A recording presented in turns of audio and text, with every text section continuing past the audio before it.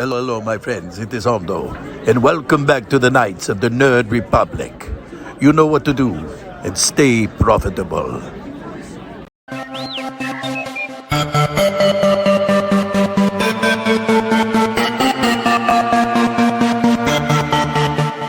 The Nerd Academy podcast is released weekly at 12 p.m. Eastern Standard Time, available on our website at www.thenerdacademypodcast.com and wherever you listen to podcasts. You can find the Nerd Academy podcast on Facebook, Twitter, Instagram, and YouTube. You can also help support the show by going to patreon.com/The Nerd Academy podcast, where every donation allows us to bring you more exciting content every week.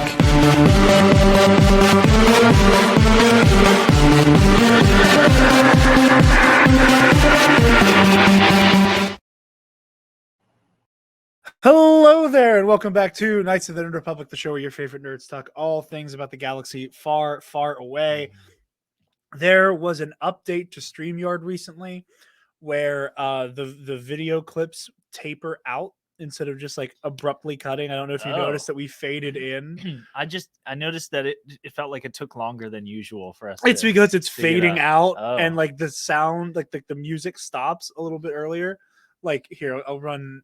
Yeah, let's I'll do the run this whole one. intro. Death to all of them. So it just fades away, okay, and that, okay. which is cleaner, but it throws me off for the intro, and it's happened all week. But yes, I am Jared the Dark Jedi Bachman Subs, Spencer the Mando Simpson. We got the One-Eyed Knight, the Lore Keeper, the Italian Stallion, the number 2 fan of Ionized Bastards, Connor Chiquiti. Who's number one? Taylor, because she's like low key been writing Thal Borsheim's fan fiction. What? Wow. Oh, that's a very funny story. Taylor accidentally like wrote episode 2 before we recorded it. Unreal. Yeah. Taylor constantly is talking about how her favorite character is not the one played by her boyfriend. It is, however, played by the iconoclast himself, Mr. Alden Diaz, who is muted. Look, man, I don't produce. I'm off the clock. You got to unmute me, man. I'm just vibes right now. No, it's true. Taylor is a great Thalbor supporter. There's Thalbor fanfic. There's a Thalbor. Correct me if I'm wrong. It's a Thalbor Beyonce like playlist or like a which Beyonce song you would like or something like that. She one time when it was like right after she had finished an episode of Bastards. We were in the car. She was DJing, of course. Alien Superstar from the newest Beyonce album came on, and she looked me in my eyes and went, "This is Thalbor's theme song." Like, and it is the thing that like if you told, and this isn't an insult to Renaissance, it's a fantastic album, but if you took Alien Superstar, I mean this is a compliment, sounds like you fed an AI make a song that sounds like you heard it while watching RuPaul's Drag Race, but you can't remember what the song was. Like it is the most like drag queen anthem song, and she went, "Yes, the Ithorian like douchebag lawyer. This is his music." I like that. That's a vibe. It is. It truly is. I always forget he's an Ithorian because I just see Alden. He's an Ithorian. There's a mood board. I'll text it to you. He has a very specific look. He has a suit. There's going to be artwork done of all the bastards at some point. Yeah. It's just a matter of like, getting money to pay for art.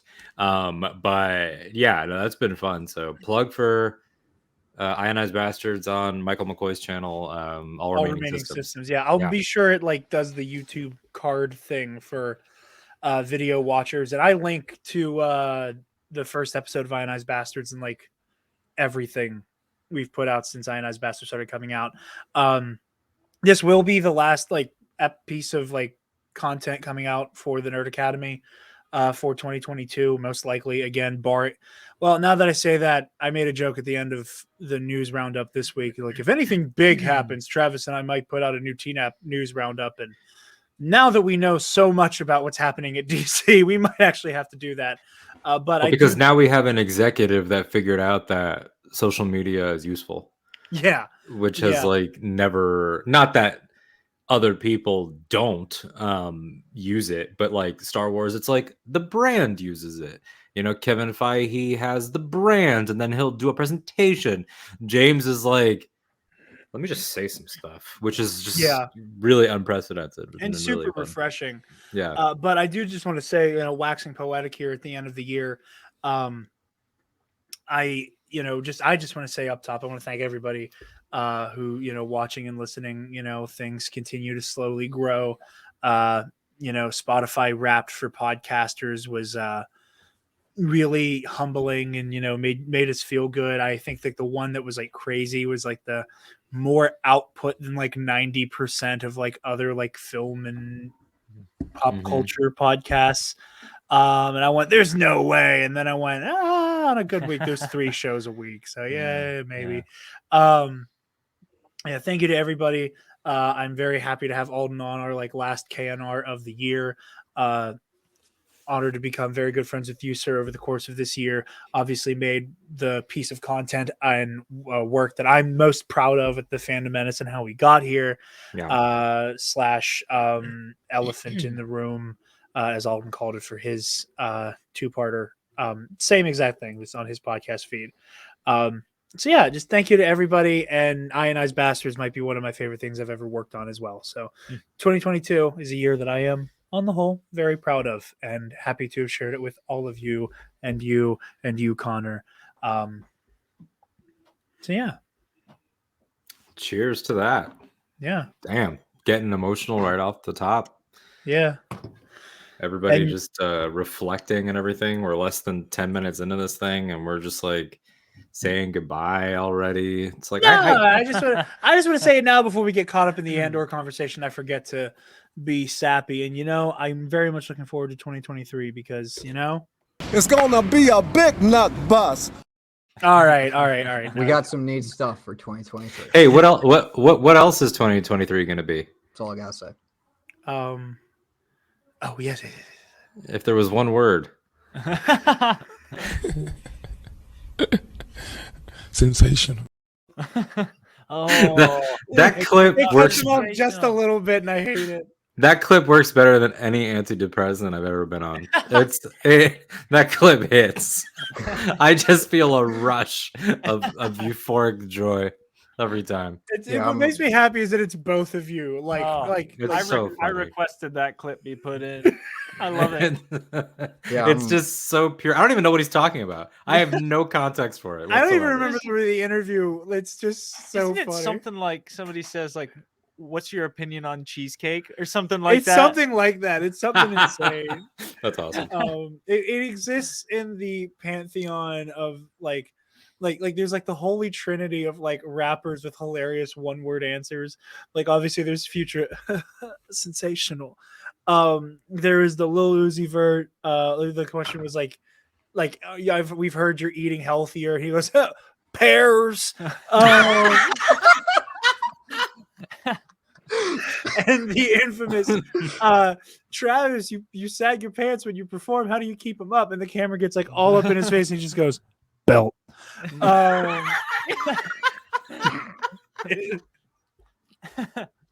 What an holy trinity of like amazing 1-word answers from rappers.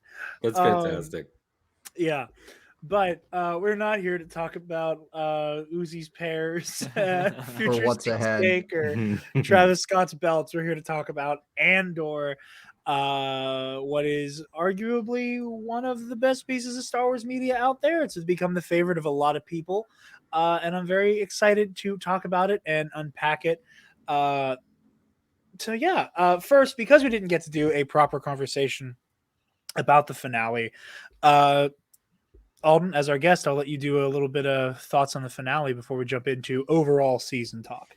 Yeah, I think that the Andor finale, I'll start with just like the gut reaction. I was fortunate enough to see it a little bit early. When you get early access, just like little annoying behind the scenes stuff, which like sounds like a humble brag, and I assure you it's not. It is to illustrate the point. You get a limited number of watches that you can see something early. They like counts you down. I saw the finale 5 times before it came out because I was that in love with it, and I just could not stop watching. I we'll get into specific scenes later, but I had a moment where I let my dog out into the backyard. I was just standing there. It was a cool breeze, and I just started thinking about Marva's speech and everything, and I started crying. So like this episode, I think in terms of single, like if you had to do a mixtape and you were limited to, you can only pick one or two from each thing from all of Star Wars, this is in there. I think that when you look at the show, we'll talk about it on the whole, the way that the arcs play out is very like soft, and then just a really rousing finale. It's like downbeat punch, downbeat punch, and they did that a couple times. Structure sort of changes later in the season. 7 is an interlude, but when you look at like Andor 3, 6, 7, 10, and 12, it's like it's actively absurd and ridiculous that those all exist in one show. Like you can look back at this season and see the Mothma smile scene, the Luthen speech, the Kino speech, the Cassian versus Skeen, the Eye of Aldani. Like when you think about everything that we had, it's nuts. And so that finale crystallizes it so well. It's really powerfully poignant, and it affirms so much of what the show is saying. I think it's just brilliantly written, brilliantly directed. It's tense as hell, but it's also very keenly aware, I think, of what we thought the finale would be, and doesn't go into any of those directions, which I love. I love what we've come to. I can swear on this show, right? I can always forget. Yeah, it's me. I know. I'm here. I know it's true. But it's what we've come. I say we've, me, Nikki Kumar, some of my other collaborators, like what we've come to call "fuck you" art. It's things like The Green Knight, where it's like that movie is a long ass first act, a long ass second act, and the third act is like 2 seconds long. And Andor set up all of these things, and it's not like we didn't get payoff, I'm gonna rage. No, it did what it needed and wanted to do, regardless of convention. So like you set up Cyril Karn as this gradual, he was already radicalized, but gradually more and more so as like Cassian's nemesis. They never have a confrontation. You set up Luthen's emotional connection to the Kyber, that never comes back.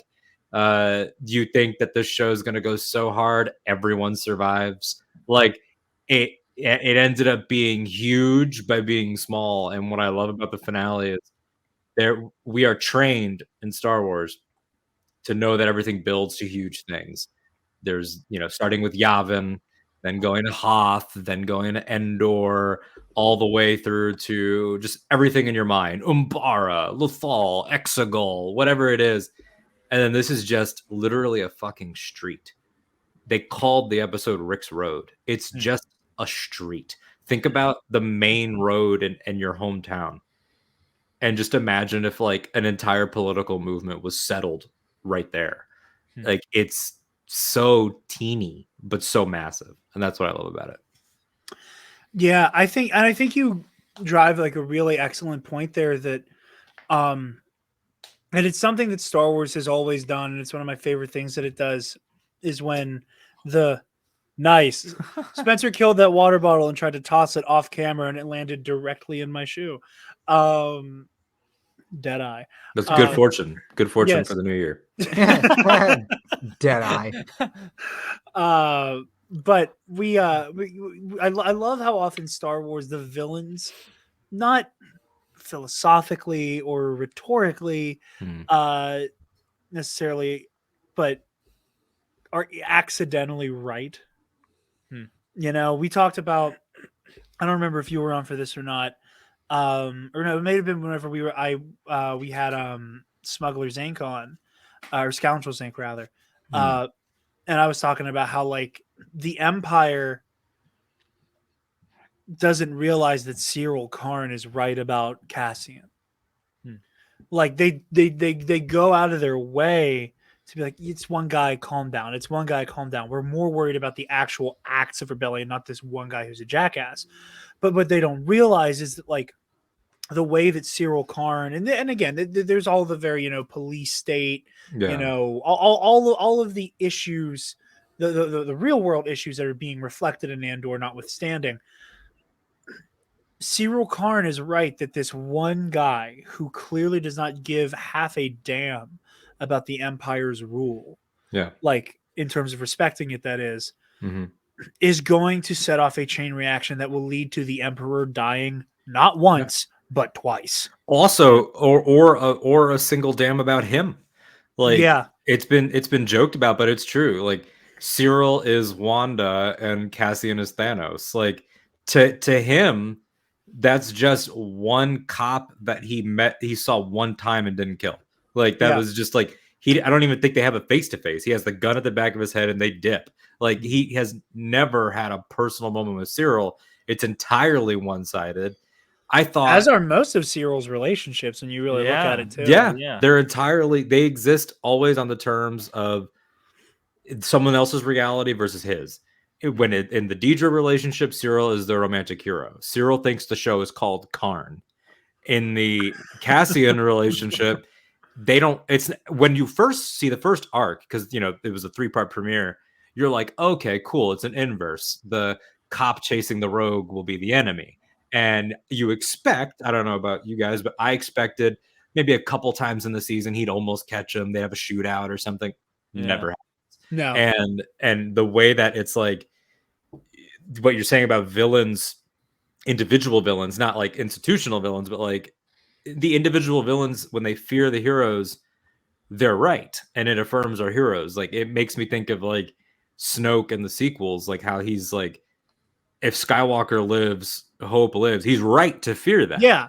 Because the second a young person does find Skywalker, it sets off the next chain. Like Palpatine being in Phantom Menace, one of my favorite moments is like you see Palpatine caught off guard, truly caught off guard, exactly twice in the entire saga. And it's by mother and daughter, by Padme and Leia. Once at the beginning and once at the end. At the end, it's the Princess of Alderaan has disrupted my plan. At the beginning, it's when he's legit like, wait, what do you mean you're going back to Naboo? Like the things he can't account for. He fears this 14-year-old girl, this monarch, being a thorn because they come from the same planet and everything. So Star Wars is always like showing how evil is cowardly. And I think it is like permeating every single move in this in small ways. Like we told the daughters of Ferrix and the marching band that they had to push it back a few hours, and then they don't, and then they break the rules, and then it's like, get the barricades up now. Then B2 emo, it's like the speech, okay, let me throw my cape over him. Oh, they can still hear, let me knock him over. Like they are panicking, and it's an ironic sort of falling out from Cassian saying power doesn't panic in the prison arc. And he's right in that context. But what he's saying, it's like power doesn't panic, comma, therefore they don't have as much power as they are projecting. Yeah. Because you don't fry guys if you're not trying to cover something up, if you're not afraid of them, if you have the upper hand, you don't have to do that type of stuff. And that permeates this entire thing, that the Empire is weak. And Nemec's manifesto, which we'll talk about, is part of that. And yeah, but I remember you saying, because the conversation that you were just talking about sounded familiar, and I couldn't think of why until a minute ago. I remember you saying to me, so these are his thoughts, not mine. In like the Cyril's right, like the Empire doesn't realize how right Cyril is, but I remember you being like, I don't think Cyril realizes how right he is. Like to Cyril, a lot of this, he's just like, I think he's kind of obsessed. Like this is the guy that was supposed to make his career, and and it ended up destroying everything. And so Cyril personally is obsessed with Cassian personally. And I remember you were like, Cyril doesn't realize like how right he is, that this guy is, unbeknownst to literally everybody, including himself, including Cassian, like he's the key to everything. And it's like, how could he know other than this personal vendetta against him? But like nobody realizes how right Cyril Karn is, including Cyril Karn. It's the whole idea of how he, as he is many things, many commentaries, whether that's on like incels or fail sons or whatever, he thinks he's the main character, which a lot of villains should, but his is like down to details, like being a city boy. Because in the first arc, we don't know he's from Coruscant. We find that out in the Aldani arc. And then it's like, oh, he's a city boy that went out to the outskirts to play cops and robbers and thought that this murder case was going to make him, like you said, like this was going to be, he thought he was going to get a gold star and a promotion. And it became so personal for him. But what he doesn't realize is that, like you said, Jared, it's all, cause and effect. And like we could trace Cassian all the way down to the fall of Palpatine because of what happens here. We can trace Cassian, talking about the whole season, ironically, to his own death. He helped build the Death Star unknowingly. But it's like, there's that poetic irony, which Star Wars always plays with. I can't take credit for this. It might have been Ken or Joseph from Force Center. I can't remember. But, the Rebels win because Han Solo steps on a twig. Like, if Han Solo doesn't step on that twig on Endor, then the battle and the events don't go the way that it happens. Like, it's always about the small thing. And that's what Nemec is speaking to. It's going to be something really small that's going to break the entire thing. The floodgates are going to open. Everything's going to crumble because the Empire is fragile. And we see that in all of their choices, the way that both Legends and canon have always emphasized that TIE fighters are cheap, that TIE fighters don't have, most of them don't have hyperspace capability. They are mass produced, but they're garbage. And that's what I loved about what Clem Andor was talking about in the flashback. Which is a beautiful scene where he's like, people don't look down to where they should. They hit both him and Marva both mentioned the idea of rust in their, either in the scene or in the speech later. And he's like, we clean these things off. We could sell them for this many credits a piece instead of buying that new garbage that they're upcharging us for. And that's the rebel spirit. An X-Wing is better than a TIE fighter in terms of stats. And that's emblematic of the entire, that's like a small microcosm of their entire effort. Like in Star Wars Rebels, they go find this crazy short little Mon Calamari named Quarry, and he's got a ship that's better than anything the Empire has. It's just a matter of being able to use it and to look into the right places. And that's how you make a spy. I think when they pitched this show, we all thought, and it went through creative changes, so it's like, duh. But we all thought, oh, this will be like the making of a spy, kind of literally. Yeah. Like, welcome to the, to the Fulcrum program, Cassian. But no, it was what kind of human would make a good spy. Yeah. And I do think that is true. I did absolutely out of that. Exactly. Yeah. And you're totally right. I totally went into this show like, oh yeah, like this whole show is going to be like Rebel Black Ops. Yeah. This is all going to be, getting down into that grimy part, or like Star Wars Mission Impossible. Like, one of the two. Just to keep going on the finale stuff, Connor, overall thoughts on the finale? Really good. I think probably my favorite part of it was just the build up. Just the melodies that the Ferrex band was playing, and just the tension and just all the build up that was just coming up, and just it cut. And then I love the cuts to like citizens of Ferrex, and then like the Empire, and some of the guys are just like confused. Like, what the fuck's going on? And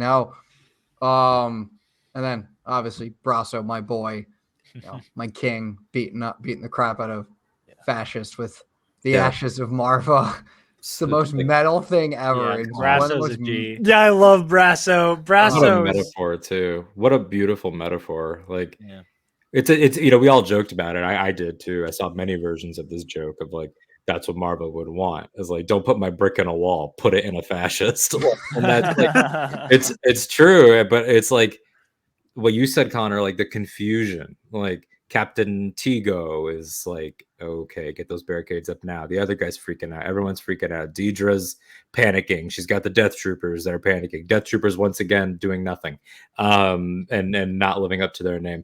There is still yet to be a Star Wars creator that has given them a moment that earns their designation, which Yeah, honestly I think is funny. I think it's a hilarious bit. It is funny. I mean, when I saw these guys on a poster, I was just like, "Oh, this is going to be like Oh the yeah, Einsatz grouping of the yes. Empire." You remember But they're just 2016 that image of a Death Trooper holding Jin's doll, yes, and I was like, oh, these guys, like I thought that they would all be like each one is like a John Wick level, yeah.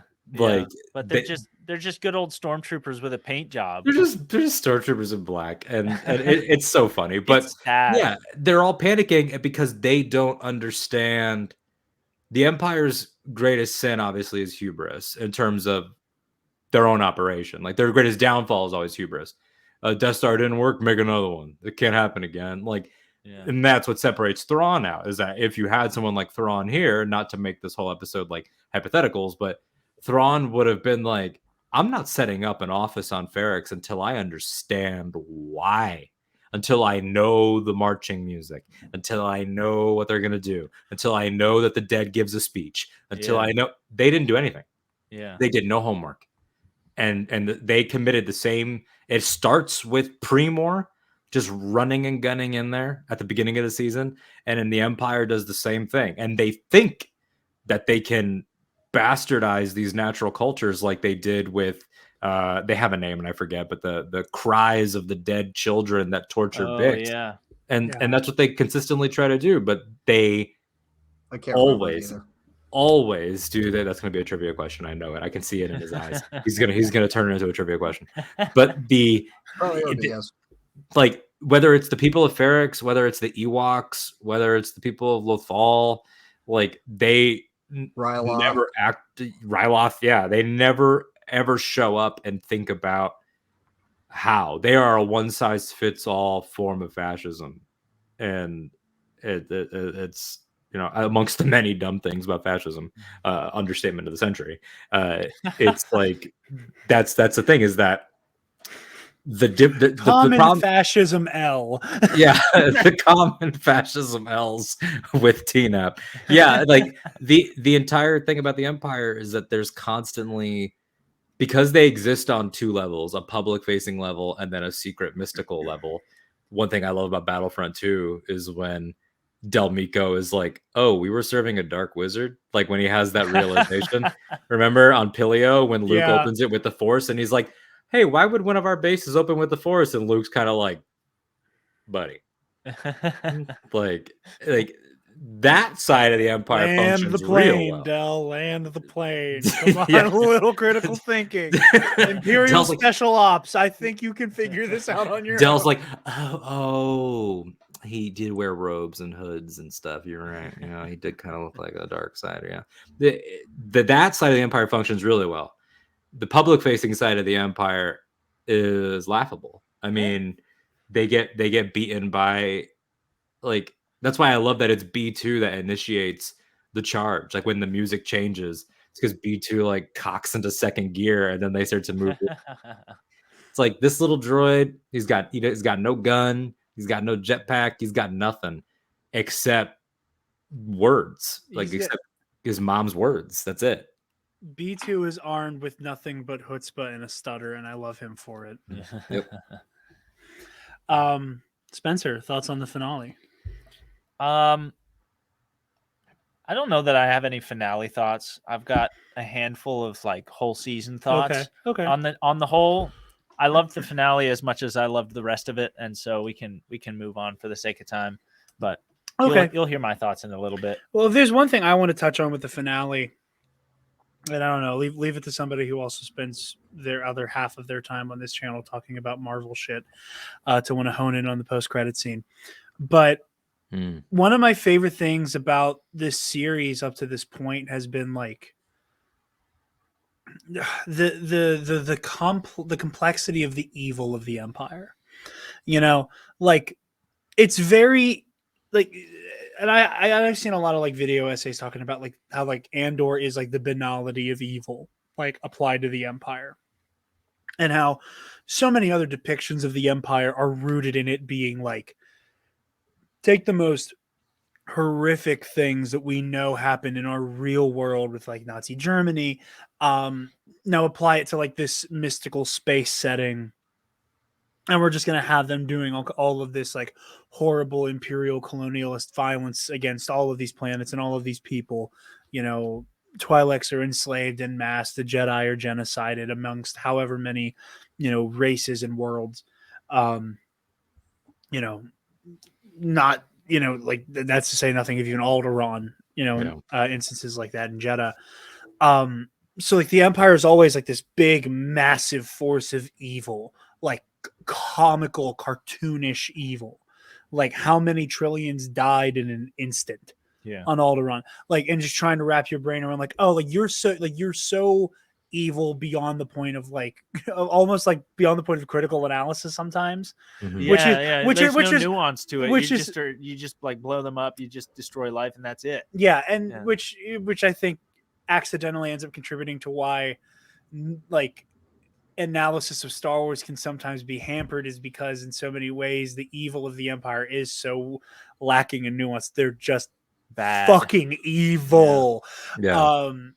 But then you have stories like Andor, and there are other stories that have delved into this, but Andor in particular, where like it's not just planet killers, even though that's what I want to get to eventually. It is like the Force, and it is the magnitude of the Empire at all times, but also like localized in small ways. Like the prison is an excellent example of that, where like it feels so overwhelming and huge and foreboding, but like it's only a handful of people there. Like in the grand scheme of things, like in a massive galaxy, there's so few people in the grand scheme of things. And it feels like a massive victory, even though it was like one event. What happens on Rick's Road feels, and it is like it's an act of revolution, but like it's a whole galaxy. Like we have to shake this off of a whole galaxy. When we conquered one street, we took one street back. And it how many thousands of worlds do we need to now help like shake these shackles off? It took like a decade to get to the one street point, right? It was.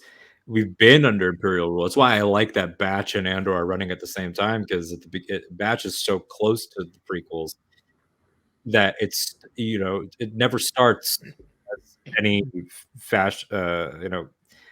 what's the term I'm looking for, like fascist specialized historian, history of fascism historian will tell you it's always teeny tiny little things, moving the Overton window over. And in Bad Batch, it's like, oh well, you know, all we're asking is that you just like have a chain code at these checkpoints just to make things more organized, you know, safe and secure society, just like we said when we reorganized. It was just a reorganization. You all voted for it. Don't forget that. You all voted for it.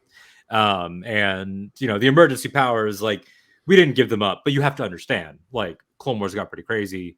There's a whole thing, the Jedi being traitors. Like, we understand it's an inconvenience too. And then it builds, and then it builds, and then it builds, and it builds, and it builds, and it builds. And it just does such a great job, this show, of showing all the teeny tiny ways. Like you said, like the prison in Narkina 5 is a massive victory, a breakout of 5,000 men, but what's 5,000 guys? What that's, you know, it doesn't take away from their importance, but like, what is that? The Empire probably was like, oh, there was a prison breakout, and they probably refilled that place by the end of the next week. But it doesn't change the fact that, like Melshi says, now a story is going to be told. He's like, people have to know. Yeah. And that's why I love those two glups that save Cassian and Melshi. So funny. That is, that is, they're amazing. I just laughed. They not be killing ye, hey? Yeah. God, the Empire.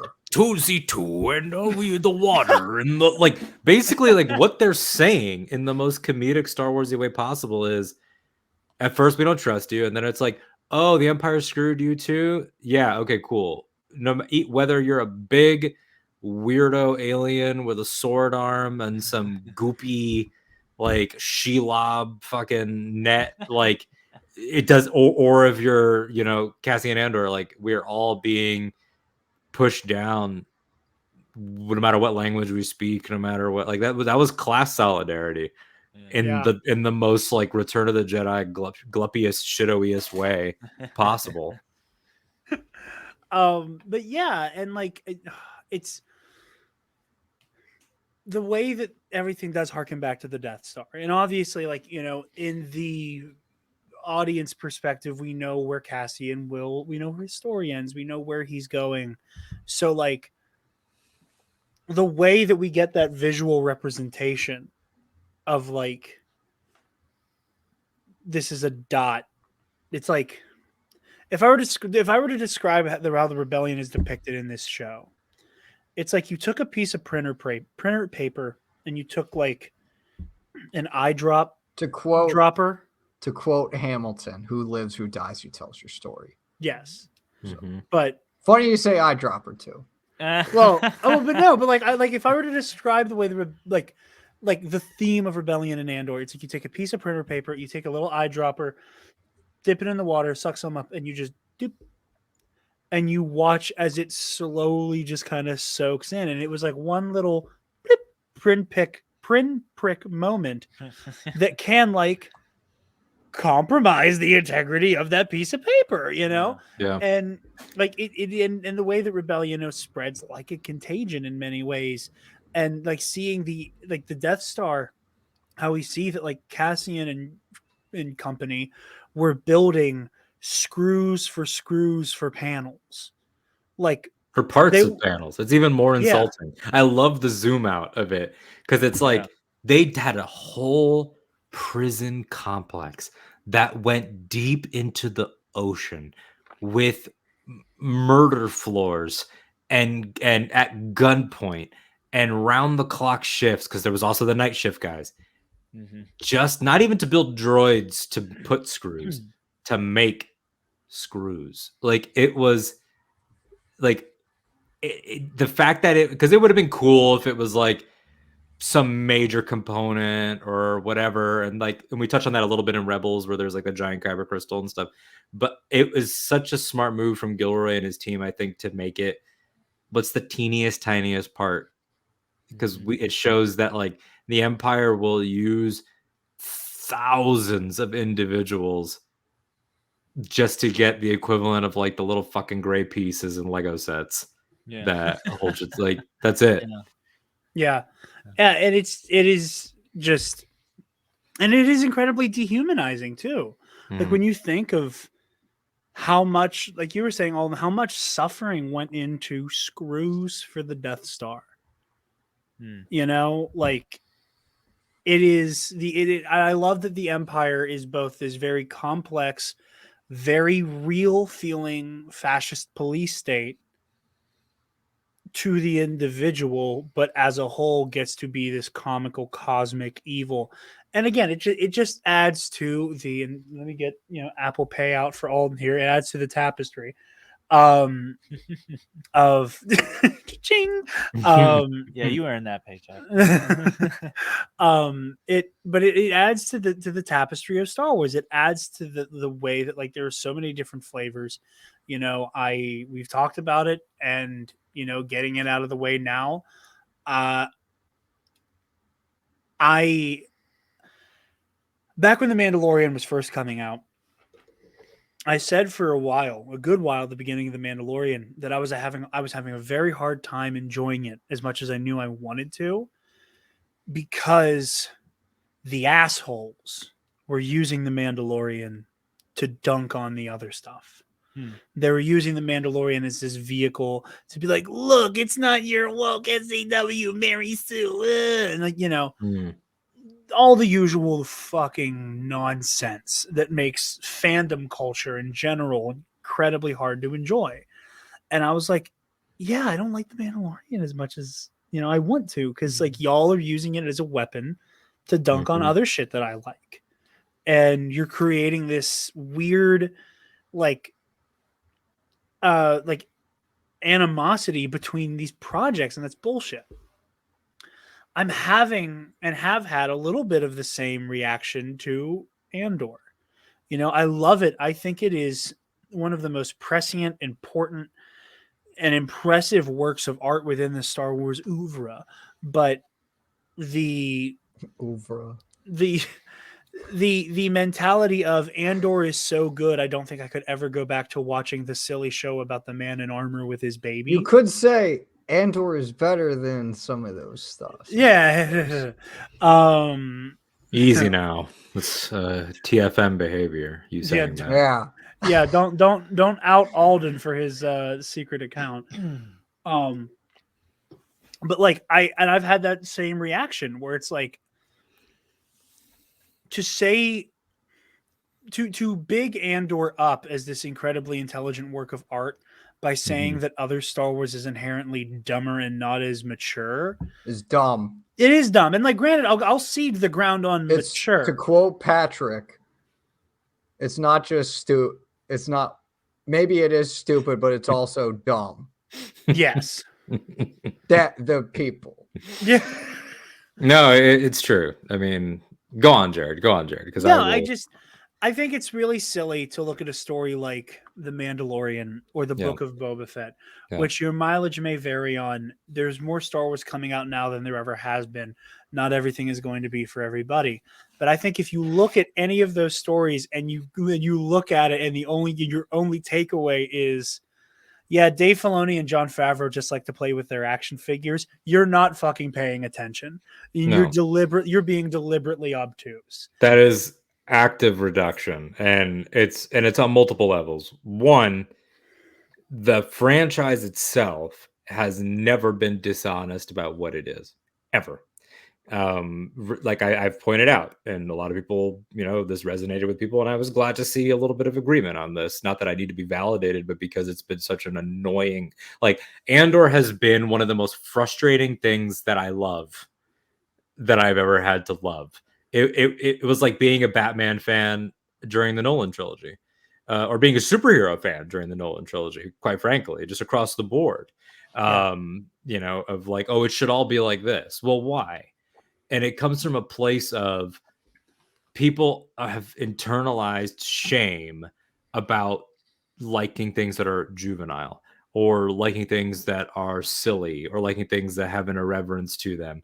And go on. To add to that, I really like this thing, therefore it's better than everything else. Therefore my taste must be, the taste above reproach. Just like it just complete, utter, an untouchable quality to everything that I deem to be good.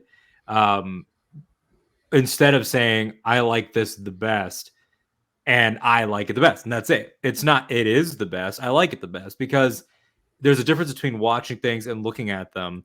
And if you watch The Mandalorian, like you're saying, Jared, and all you see is pew pew, then you're not paying attention to the story about this guy who grew up in radicalization, who's having a crisis of faith, who's trying to figure out what it means to be a parent, who's trying to figure out what it means to forge his own path, who's at midlife, who's not a young Star Wars hero, who's trying to figure things out in a different way. He doesn't even know he's in Star Wars. On a metatextual level, he really doesn't. And he's trying to figure out what his place is, and whether or not he's defined by who he is, or by what he's been told he is, what he's been told his people is, versus what other factions of his people think they are. It's the comment on religion, on dogma, in a post-war world. There's so much going on there. But because the baby is cute, the baby, which I would add, they all made a juggernaut, they will then now they feel like they have an out to not like that stuff as much anymore. None of them will leave. Every single one of them that has tweeted something of like, how can I go back to regular Star Wars after this? You're all going to show up. Not one of you will stick to your guns and not watch. I challenge any of you to just dip until Andor season 2. I'm not being a gatekeeper. I'm being a gate opener. I invite you to go. I invite you to stick to your guns. If you really believe that, leave. But they won't, because it's about internalized shame, and it's about riding a wave. And it's really frustrating to see not just that, but also when you back up the idea in general. And you, Jared, you've spoken to this a lot in the past. Like, everything is either subversive and deconstructive and breaks things, like TLJ or Andor. If you want to everything's either Last Jedi or The Mandalorian. think that's the exact example. Last Yeah, Jedi, that's been my Mando. adage. Yeah, Yeah, Last Jedi, Yeah. Mando, and Andor, I apologize that Tross. this section of the conversation is all online discourse, which you are blissfully ignorant of. No, I'm which he's insulted. I am insulted by that blissful ignorance because I can track everything that's happening in this conversation because I know Star Wars, I know stories, and I know you clowns. Continue. I'm just saying you don't have to. You don't spend some of your like fandom You're not energy on like terminally No. online. you He's don't not- understand he's not why it's doomed. good. Yeah. He's He's not not. He's doomed. one of the good ones. He's not like me, condemned to use the tools of my enemy to defeat them. Yeah, don't worry. Luthen's the next topic. Don't worry. Yeah, you and- hold on tight. Which is just incredible character. But yeah, it's like when you separate things arbitrarily like that into, and it happened in comics too. It's Watchmen and it's DKR and it's Transmetropolitan and Sandman, or it's the dumb Stan Lee thwip snicked. Like when you do that, you devalue stories having a palette. That's like saying that, well, because Rembrandt is art, Liechtenstein's not art. That's like saying that because Leonardo da Vinci was an artist, then John Romita Jr. is not an artist. Like that is so reductive and so abysmally stupid from a franchise, especially when looking at a franchise that's always meant to be for children and for adults, but it's supposed to be the parable that can speak down to them. A child can enjoy Andor. They might be bored at certain points. It might lose them, but it's never explicit. It's never explicitly violent. It's thematically heavy. It has one implied sexual encounter that happens off screen. It has a lot of implied violence. We don't see what happens on level 2. We hear about it. Like it's still elegantly done so that this can exist on Disney Plus outside of the passcode filter that they had to put Daredevil and Jessica Jones and all that behind. It does not fall into that category, nor should it. Star Wars should never go that far, in my opinion. But with all of that, for people to say, I like Andor because it's not just creators smashing their action figures together, my response to that is, and this might sound dramatic, is like, how fucking dare you? Because that is so anti-creativity. Like, how dare you? Like, I challenge any of those people to find a young kid out there, doing imaginative play and tell them that that doesn't matter. Just because an action figure is thrown around, which by the way, they are aware of. Rodriguez takes pride in the fact that he previs the tragedy in his backyard with his figs. Like it's not like they don't know. You're not smart for pointing it out. They told you that. You didn't come up with it. To say that like I think I speak for all of us here. We were all nerdy kids and we still are. Like I didn't take my figures like Sid in Toy Story, strap them to rockets and blow them the fuck up. No, I came up with stories. I took my figures and I said, what if this happened? That and could this be a happened? story. What if could be? That could be the resolution Could of be a how story. it ends. Could be how it ends, but that's still imaginative play. Alden is a young Nolan making Oppenheimer right now, setting off actual bombs because he loathes CGI so much. I'm gonna actively destroy. I made a real Death Star and I made a real Alderaan, but it's true. It's like for them to say, like when Favreau and Filoni joke, like, oh, like when your older brother got Luke, Han, and Leia, and you were stuck with these, Ugnaught and an IG. But then, like, what do you do with that? To say that no thought goes into that is an insult. Like, that's just like, it doesn't mean you. And this is the thing: people get really defensive, and then they love to pull the, well, you're saying I can't compare. You're saying I can't like it more. No one said you had to like it. There's a difference between you have to like it and acknowledge that care was put into it. I don't like Snyder DC. I will never deny the fact that that man busted ass and years of his life, and that it's connected to personal victory and personal tragedy. That's independent of the fact that I like it or dislike it. Like, it's just like the dissonance is so ridiculous, and it just like broke people's minds. And like the way that the comparing stuff happens too, people just like having to put other stuff down to raise it up, and then hiding behind these people, especially like in like media punditry and digital journalism, they act like they are like McCarthy era journalists, like protecting sources under the threat of jail time. Like they act like they are being oppressed. They'll be like, don't come after me for comparing, man. Why can't I compare? Like, don't come after me. Like, it's my right to compare. Well, I would like to see some of you actually do it. It's also your right. It's the Twitter to shut thread the fuck scare. up. Yeah. The Twitter threads, the thread scare. Exactly. Scare. The thread scare. That's one of the greatest things that's ever been said. I Used to be a shirt. credit to my partner and hetero life mate Nikki. Like the way that they throw around the word compare, it's like, well, even an elementary schooler that's just learning what compare and contrast is with a Venn diagram on their first fucking worksheet in language arts can tell you that compare and contrast is exactly that. They're not actually doing it. I have never seen one of these Andor dunked so hard on everything else on Disney Plus. I have never, on my honor, seen one of them say, and here's why. Or here's what resonated with me more about it versus here. However, this and this, or this and this. But, I do like the costumes in Mando. I actually this about this. I actually like this one. I like There's these no planets discussion. more. Never do they do that.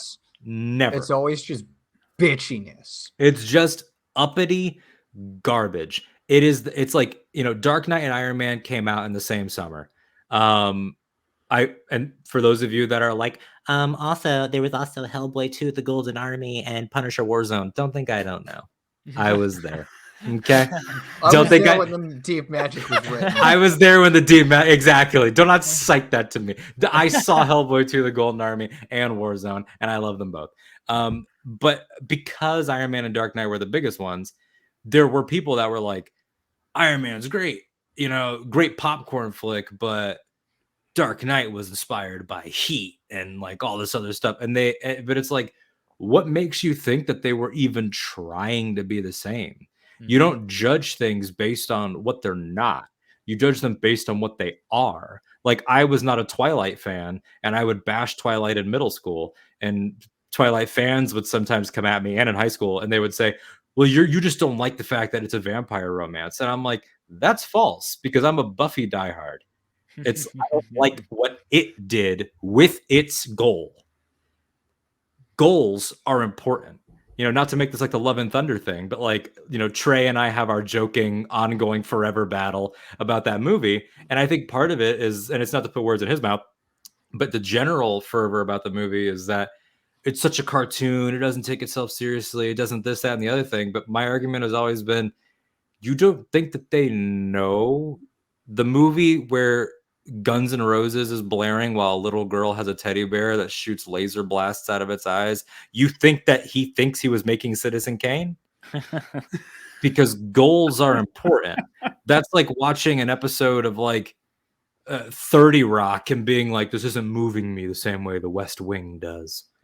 It's like, yeah, so like, no shit. Exactly. Like, I don't like watching Dragon Ball Z and being like, this isn't really, it's not Hitchcockian enough. Or watching John Wick and being like, the musical numbers, there's no musical numbers. It's like, well, what the fuck? What do you want?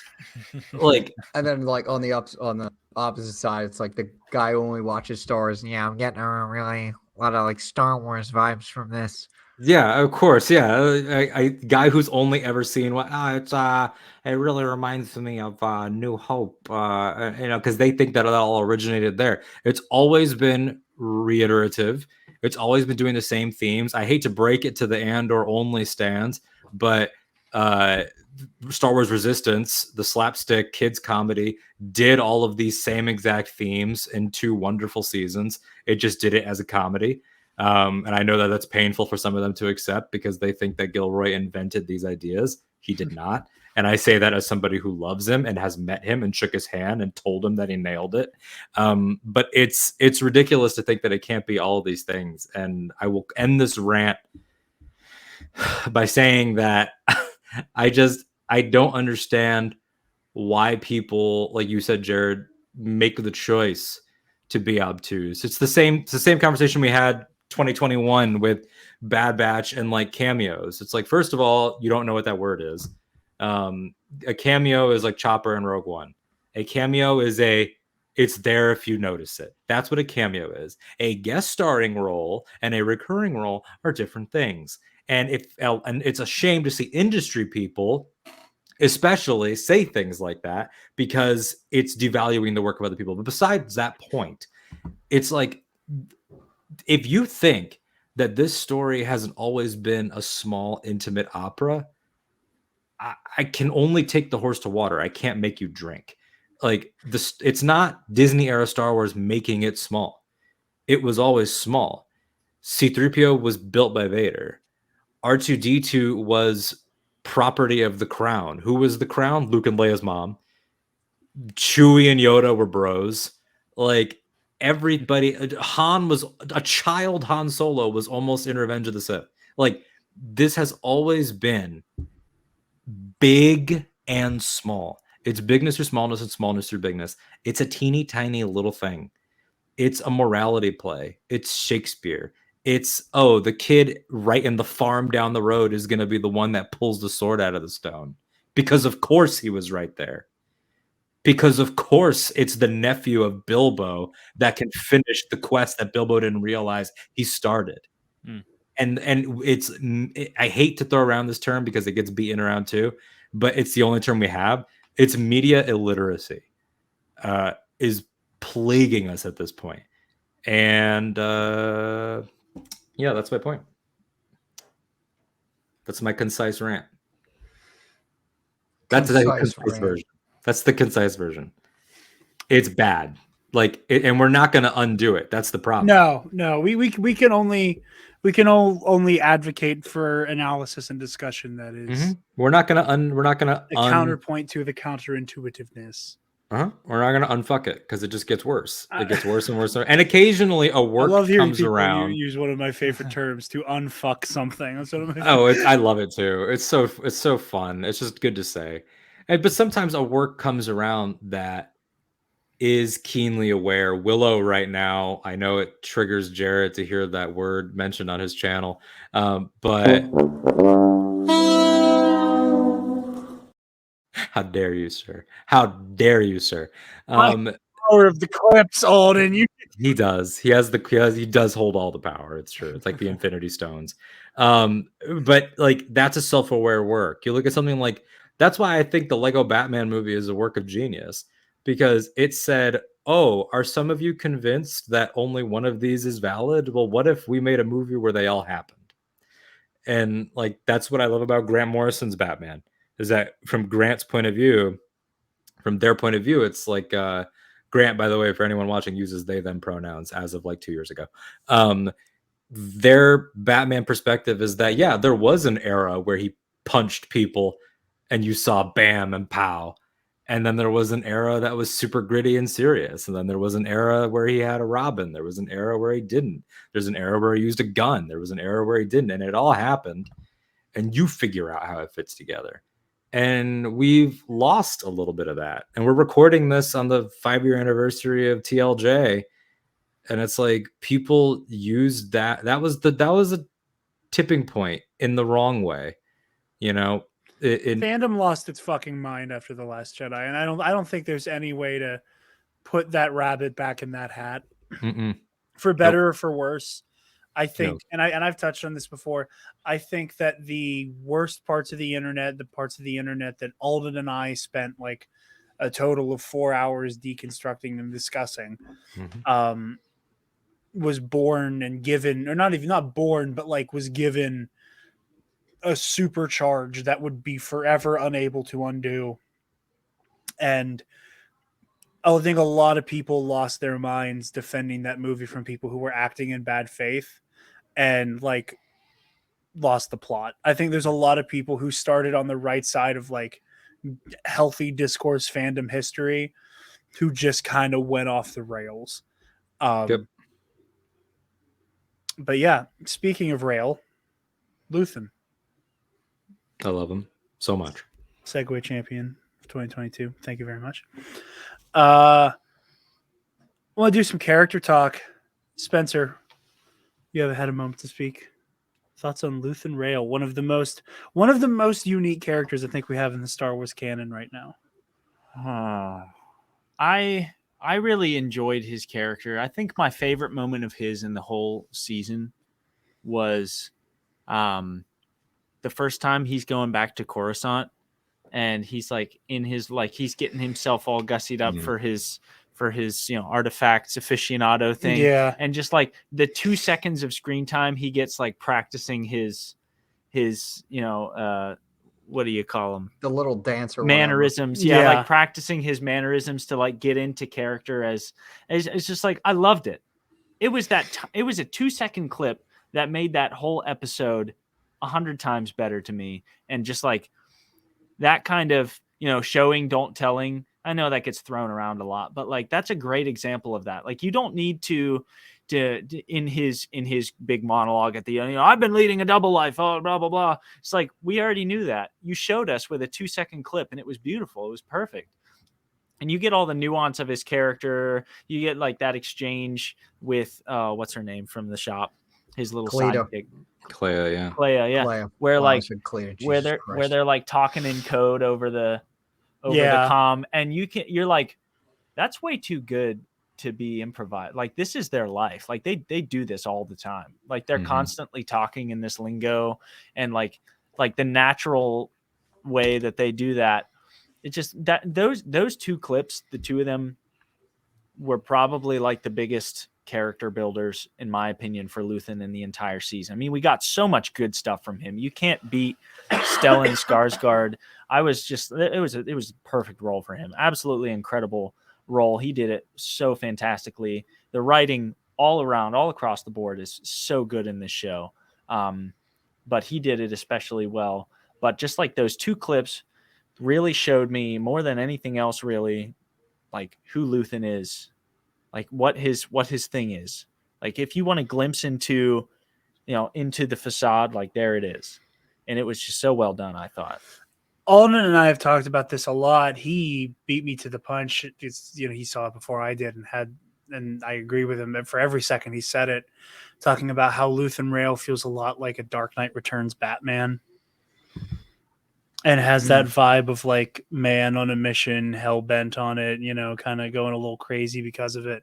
And I said this the last time Alden was on, but I just need to reiterate it again, just because I know, rest in peace to him, how often people would bring Kevin Conroy, like either other Batman's dialogue or like other characters that have a Batman-y vibe. And they're like, can you just read this as Batman? It'd be fun. Like there's one clip that makes the rounds every so often where it's like him and the guy who played Terry McGinnis in Batman Beyond. Where someone in the Q&A like brings in the sides for The Empire Strikes Back. And they're like, can you just do like the "No, I am your father" scene as Terry and Bruce? Yeah. And it's like, why? Because you guys are just so good. And it's like, okay. Or him and the gentleman who voiced Gordon doing the Gary Oldman and Bale. Yeah, the end of The Dark Knight. I know Yeah. I sent it to you every time I see it. It's like the cast of the Justice League animated series doing like the formation of the Fellowship. Yeah. And Batman playing my boy Boromir. But like, it's always so poignant seeing him do that stuff. And I'm so sad that we will never get to see Kevin Conroy read my son is my mind is a spunless place. Like I think I would trade a year of my own life. Oh, I would contribute one as well. It would be I have that speech in my notes because again I was fortunate enough to It would just take my eye. literally. I like just take his other eye while we're at it. You guys don't have to trade anything. I just take this. I would say It's that this human line. eye It's is this pretty line common. because this line has the word injustice in it. Yeah. It would be the like, and I'm not saying I do a good Conroy. I'll let the listeners decide, but like, I yearn to be a savior against injustice without contemplating the cost. And by the time I looked down, there was no longer any ground beneath my feet. Like, Yeah. just imagine like him just going like the end of like, and the ego that started this fight will never have a mirror or an audience or the light of gratitude. Like, it's just I cannot believe that Bo Willimon wrote that. Like to this day, like you're right. Like the little moment of the putting the towel on the face and everything, like that tells you everything you need. But what I love about the speech is that it's not telling us things we didn't already glean. It reads to me like the first time that he's ever articulated it. Like Lonnie was the first person that ever called him out.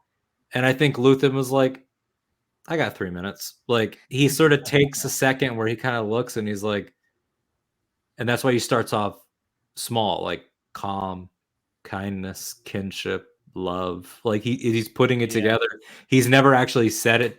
And then there are things that you can tell he's absolutely told himself, things he needs to sleep at night. And to tie it back into the finale, what I love about Luthen's ending is that he shows up and he's still ready to kill Cassian, but there's never a moment in the episode where he stops. There's never like a gets on the comm and is like, call it off. We're not going to kill him anymore. Like that never happens. It's really up to, it trusts the viewer to trust Stellan's art, to trust his acting. When her speech is happening and it cuts to Luthen and he cracks the slightest smile, the tiniest little grin I've ever seen, because it's like he says it's a sunrise I'll never see. And he's right. He won't see. I mean, look, Ahsoka is alive throughout the whole timeline, so who the fuck knows, honestly. Like I was about to say he won't be there for Yavin. You know what? He could have been off screen at Yavin. And and Gilroy would make that work because he might be that one Y-wing that makes it off of Yavin. Honestly, for all we know. Honestly, we know. Yeah, it literally could be. So who knows? But it's like Marva's speech is, but like cinematically, when a sun is coming over the hill, before you see it, you start to see the glow over the hill, like before day actually breaks. That's what that is. He started to realize this Rick's Road, this is happening without leverage, blackmail, black ops, money. It's happening without my network. It's happening without me, without Mon, without Saw, without Krieger. It's happening. And if this, and because he knows his whole backstory. You mean John Fetterman? Yeah, correct. and because he knows his. Shouts out Eli from In a Galaxy and Epic Confrontations, who very astutely tweeted out that one look we get of Anton Krieger via hologram, but he was like, that's just John Fetterman. You need to you need to take that photo right now and tweet it at Fetterman and be like, did you cameo? And see if he responds. He might be a fan. Like John Ossoff has those tweets from way back about the Thrawn trilogy and stuff. Like, I forgot about that. Yeah, and so funny. And Congressman Jamal Bowman, plug. I got him on Octo Radio before he was congressman, when he was still running, because he tweeted that he was playing Fallen Order, that he would play Fallen Order on his Xbox while they were doing like phone banking and stuff. But based. It's so based, but yeah, like the way he talks about it too, he was so great. He was like, see, I would never be able to do that. If I'm trying to phone bank to prove that I'm like the level-headed man for you to like represent you in government, I couldn't do that while also trying to navigate Zepho. Oh no, he was not on. He couldn't have been on Zepho. There's some of the most angry, hate-laden shit that's ever left my lips happened while I was on Zepho. Yeah, or doing the. I don't know if it has a name. If anyone knows, it'll be you, Connor. The giant ass sphere puzzle, where you have to use the physics of the wind and the ramp to get the sphere to go across the thing in the Zepho temple. Oh, I know exactly what you're talking about, and I hate it every time. First one. The very first one. It's like okay. right before you unlock Force Push. Yeah, it's the like Tomb right of before you Elraim. The long one, where it's like, here's a big ball. Now get the ball to fall this way, to fall this way, to fall this way, to come up here, to swing up here, to. And you have to keep using Force slow, like in between wind streams. God, it's frustrating. But anyway, like. That one, and that like I found out like probably last year. It's either last year or like during 2020. You don't need to do that to progress in the mission. No, you don't. What? It's a Force secret. Yeah, you get a Force. You get a one of the Force power ups. You don't need to do it to progress in the mission. You can just completely just fuck off and leave it. Leave it for later. I'm Alden just pained. lost a year of his life. But yeah, not I to lost the Kevin year now for Conroy. nothing. Not I didn't to even Kevin get to. Conroy. I didn't The get to face lose it for Alden anything made, good. I really thought he was about to be like, my mind is a sunless I place. literally just broke. But I'm glad you said that because it made me remember where I was going. Luthen got to realize, because as we established in the first arc, he knows his whole backstory. He says like he knows about Clem Andor, like they killed your father, they hanged him, all this stuff. Him hearing his mother's speech, and then we see him with his hood off, like just looking out over the city as gunfire and explosions go off. He, I think, realized if that's because the only reason he wanted to kill him was paranoia. Like he has to die because he could leak things. He knows too much. Yeah. He knows about me. I think once he realized, like, it's like when you meet someone's parent and you're like, oh, that's why you are the way you are. Once he saw Marva Andor's speech or heard it, he was like, there's nothing to worry about. Like if this is the heart of this place, we're gonna be okay. And that's why Cassian can confidently put his family, Brasso and Bix and B2 and Jezzy and Wilman on the ship to go to Ganji Moon, which I'm assuming will be a season 2 location. He can confidently put them on there and then go call Luthen's bluff because he knows Luthen won't kill him because he would already be dead. And that's why Luthen picks up the blaster and says, what game is this? And he says, no game, kill me or take me in. And Luthen just laughs. He just kind of chuckles because I think he's like, I've never had someone play me successfully until that moment. Yeah, he Luthen has been outdone at his own game, and like he also realizes, like, okay, Cassian Andor, you're like you're a real one. Like I think you're in the fold now. And everything you said, I completely agree with. I think he's an incredibly fascinating character. Alden, you've broken down Luthen better than I think anybody in the space has. So like anytime I go to like say something about Luthen, I realize I'm quoting you when I do it. But like what you said on Star Wars Explained, like it's like a month ago now at this point, but like talking about like how like the whole idea, like maybe Luthen doesn't think like he's worthy of being there when the dust settles, and like he does truly feel like somebody who knows he's gonna die doing this. He doesn't see, I think because people, again, the discourse, like one thing you see pseudo intellectuals and like faux intellectual film bros and like essayists, like they love to throw around truth. They love to say like Andor is great because it doesn't have to remind you that it's Star Wars. I'm like, really? That's because such a dumb criticism. It's really stupid. Like, I don't know what to like. Oh, it's not in Star Wars, or like I'm not gonna say the name, but you know what I'm talking about. Like, it doesn't have to remind you. It doesn't have to. Andor is a story set in Star Wars. Mandalorian is a Star Wars story, and I'm like, there's merit to both of those. Why are you just? And also, those don't mean anything. That is. I think ultimate, I can see what they're saying. I think they I might get it, think they're saying something, but it's like I think those there's are meaning both in them, but like I'm like pretty sure I'm just able to pick it out because like I'm just able to think. Well, because we're putting more thought into it than the people that say it. Yeah, and that's but what it's just is. like, oh, it doesn't have to remind you it's in Star Wars. It like, sounds fuck profound. you. It sounds profound, but it means nothing. It's fortune cookie profound. 100%. It's fortune cookie profound bullshit. Yeah. And it's like so for them dumb. to say that, especially in regards to someone like Luthen, it's like, again, go to his iconic speech. He starts by listing key themes of Star Wars. Like he starts by saying calm, kindness, It's kinship, love, like It's family. He uses family like it's basically it. Andor is reminding you that it's Star Wars. Mm-hmm. It's just you're too dumb to understand what Star Wars is actually about. Andor does. It goes as far, like the thing I've been saying since literally the premiere. It goes up to the fence that separates Star Wars and non-Star Wars.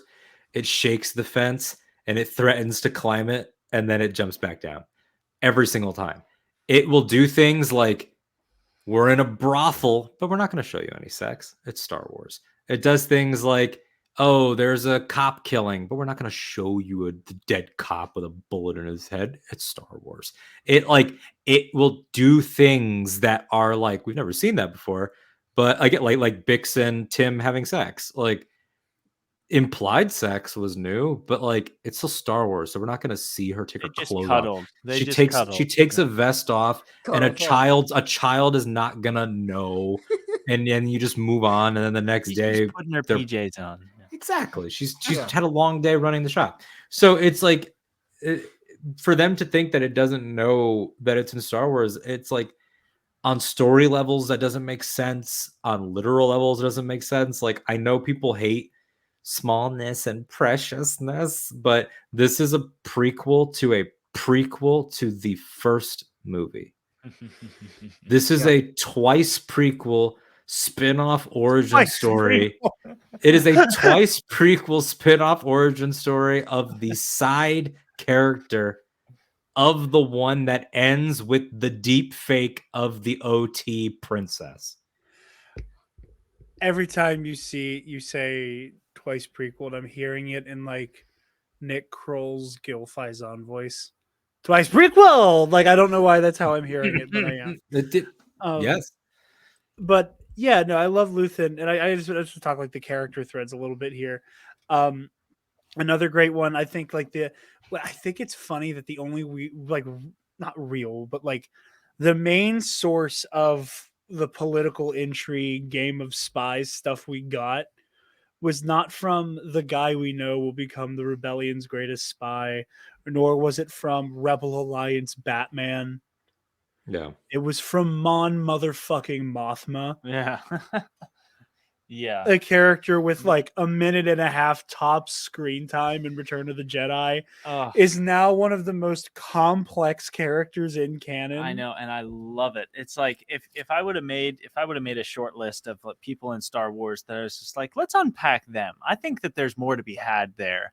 Mon Mothma would never have like. No, you never would have thought of it's Mon just like, Mothma. oh, she's the really well dressed chick that ends up with the Alliance and is a senator in the prequels. I'm sure that she was just like one of those politicians, but like, oh no, this is so juicy and I love it. Some of the love it. coolest stuff in the season comes from Mon Mothma, like, and especially like, and again, one of the other things I love about Tony Gilroy's like taste for storytelling is that like none of her conflicts are like or what you would first think of, you know. And I think the best example of that is like the conflict with her daughter, and like fucking skunkhead skullduggery, whatever the fuck his name was. Davo Skolden. The only reason I remember is because my brother David just Skullfuck. finished the Yeah, season. him. Kerfunkafuck. Kerfunkafuck. And the other Knight of Ren, MF Doom. And Vikrul. No, Aplak is MF Doom because MF Doom has the same exact mask. Oh no, I know. As He's Aplak. just the only one I remember by name. Yeah. I know 3 Knights of Ren, 2 of which I made a name up for. Teen Applore, baby. Teen Applore, Kerfunkafuck, and my 4th favorite rapper, MF Doom. But anyway, like it was super easy for the conflict there to be Mon Mothma going, oh, it would be inherently unethical for me to expose my kid to these kind of like weird culty Chandrillan traditions. I don't want to like expose her to that. But instead, the tension is the daughter's way too into the shit. Yeah. And it's like, I don't want to further make her this like hyper traditionalist who's way too into this really culty bullshit. Yeah, because rebellious teens will be rebellious teens. The worst thing you could do is tell them, definitely don't do that. Because, the worst thing you can tell them is no. Yeah, exactly. No. Screw you, man. Yeah. Exactly. And like, and I love like very subtle ways that they're like, oh yeah, most adult Chandrillans. Man, you messed me up too. You just combined Trandoshan and Chandrilla. Trandrilla. You were like Trandroshans, Trandrillange.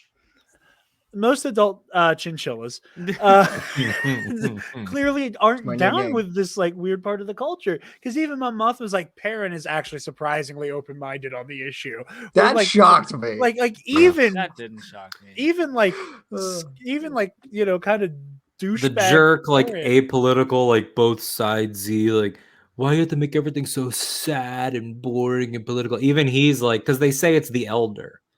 Yeah. Yeah. Talk about it like fundamentalist chandrilanicity, chandrinology. Like, I was See, yeah. it's not easy, Alden. no, it's not. But it's like it gives you the implication. You know, you could have fun headcanons with it. It's like, Dude, I we're in never a- thought I would hate Chandrilla. yeah, I mean, like we're in a time of I fascism, think he's fascinating. and then it's like, you know, fascism part of it. Like you look at something like Jojo Rabbit's a great recent example of like, you know, the Hitler Youth and how it got down into like the summer camps and the literature and the pamphlets and the things. Like it wouldn't surprise me if suddenly on Coruscant, because that's something that Mon notes as well, is that it's more so happening here than back at home. It's like Coruscant, you know, bookstores or hollow stores, whatever you want to call them. Maybe, you know, as the empire solidified its reign, suddenly, you know, some more problematic authors started to pop up, and suddenly the textbooks change, and suddenly the like Lita and her girlfriends all sitting around the table as teenage girls reciting prayer together that they did not get from their mom is like eerily poignant for now. You know, me here broadcasting from Florida, where the governor wants us to, you know, wants professors at university to declare their party and their beliefs, and they're banning plays and they're banning novels and shit. Like, it's almost like this stuff is about something. And it's like, what happened, you know, to in Lita's, you know, she's what is she 14? So or she's gonna be 14. So like I what think. what happened in her 7th grade year, to put it in real world terms, that set her on this path for her 8th grade year? Maybe one day she came into school and it was like, hey, so we're gonna be standing for the pledge now, and we're gonna change the words a little bit. And it starts with things like that. Well, to your point about like the literature that may She be wasn't like Bombad. circulating on She didn't go through the Imperial. Bombad cycle. No, William Hardy Lita is not. Uh, But like your point, Alden, about like maybe in an Imperial Coruscant world, there's like certain literature circulating. Like what would serve better a society that has its roots in like traditional fundamentalism that's like moving toward a more, you know, to use our terminology, like a more progressive society. What's better for a fascist regime than like, you know, revitalizing this kind of like really suffocatingly structured and like seemingly patriarchal, or at least parental-archal, Yeah. you know, society. Like, I mean, it suits them well. So who's to say whether Yeah. it's like an And that's imperial another- conspiracy, or if it's just because if you look historically at the trends in like evangelical Christianity, it's like a pendulum a lot of times. Like it swings really far to one side and then it swings back to the other. So maybe it's a generational thing, but I Yeah. think it's equally likely that the empire is just like, you know what would be really great?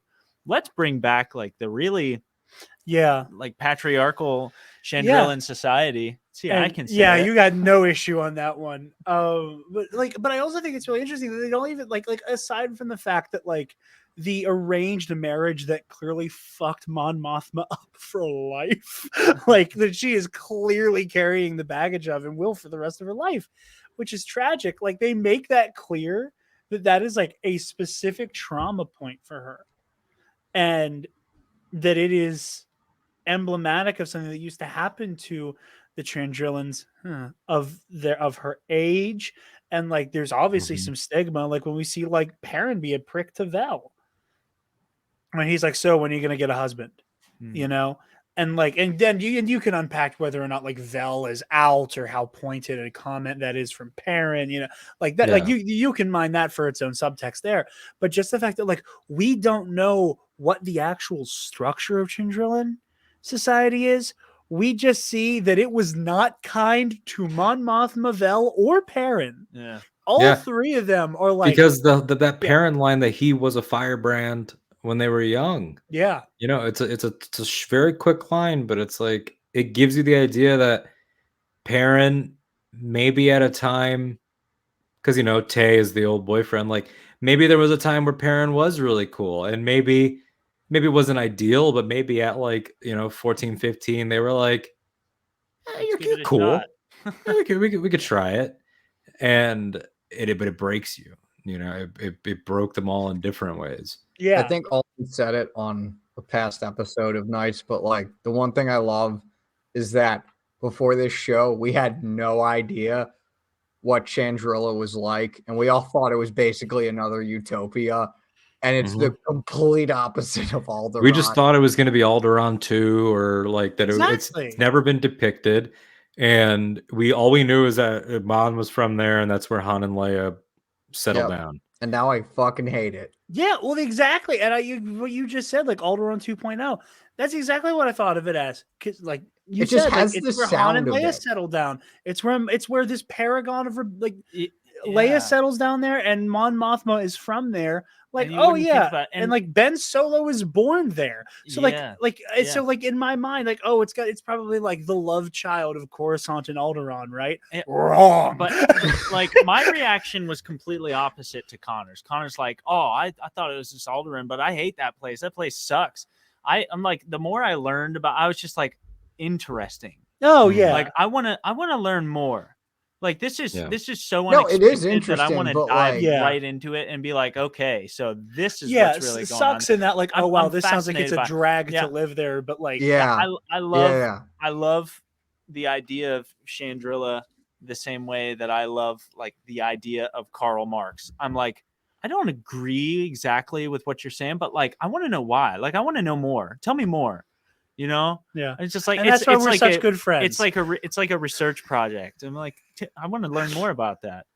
And it was the same thing with Ferrix. I was fascinated. I remember talking to you. I was just like, I want to do like a study abroad trip to Ferrix. Like how crazy would that be? Dude, I would too. I'd join in on that too, just to meet Brasso. Because I just want to hang out with that guy at the start, and this is, nobody crucify him. It seemed like something that hadn't been done in Star Wars for a while, where you spend enough time on a planet that you don't know, where you really got to like by degrees be exposed to like, oh, this isn't like, this isn't your Acme Star Wars town. This isn't your generic spaceport. This is like these people have really, in some ways, sophisticated social structure, and like even I'm what's the term? A crazy fanboy for like the dude Stan. Bong bong. The time grappler. Grappler, yeah. Oh, I love that. That's like a fascinating concept to me. It's if you think about it, it's no different than a church bell. Well, he's like the bell ringer of Notre Dame. But I was just like, that guy has like such that dude can kick fascists too. So like, it's an added one of my only criticisms of the entire show, and it's not that it's an amazing, it is an amazing moment. It's not saying the moment's bad, but I just wish he hit him with the hammer. Yeah, the kick is great, but I thought it was gonna be like he sees him and then like just like an upswing or something. Just like how wild! Just because like Star Wars physics are bullshit anyway. Like if he just like somehow Captain America'd one of the hammers. Like if there was something about the hammer that he could like whoopong whoopong like and bring it back. And not like bring it back, but like he knows them so well that he knows how it will bounce. Well, and we also if you look at the deeper details of that thing that he's actually clanging is Beskar. So it's got, whatever those hammers are, they're either Beskar themselves or there's some material that can resonate with them in some way. So it's like crumple on impact. Yeah, right? You could have fun. I mean, it makes me think of the Armorer, in the worst Star Wars show, the one that is silly. The when the Armorer is sitting there in season 1, she like gives them a chance. She doesn't just start swinging, but then they poked her with the gun and she was like, guess you're gonna die. And she straight up shatters. I guess you don't have jaws anymore, guys. Yeah. But to what you were saying about Ferrix, I think beat. And Alden and I got into like a little bit of a disagreement about this, about like, I know so much more, because there was this one video essayist who said something to the effect of like, I know so much more about Ferrex's culture than I do about Tatooine, because despite 40 years, we don't know dick about Tatooine. And while that's not necessarily correct, Ferrex does have like a different feel to it. Yeah. And I think you arrive at it from two different places.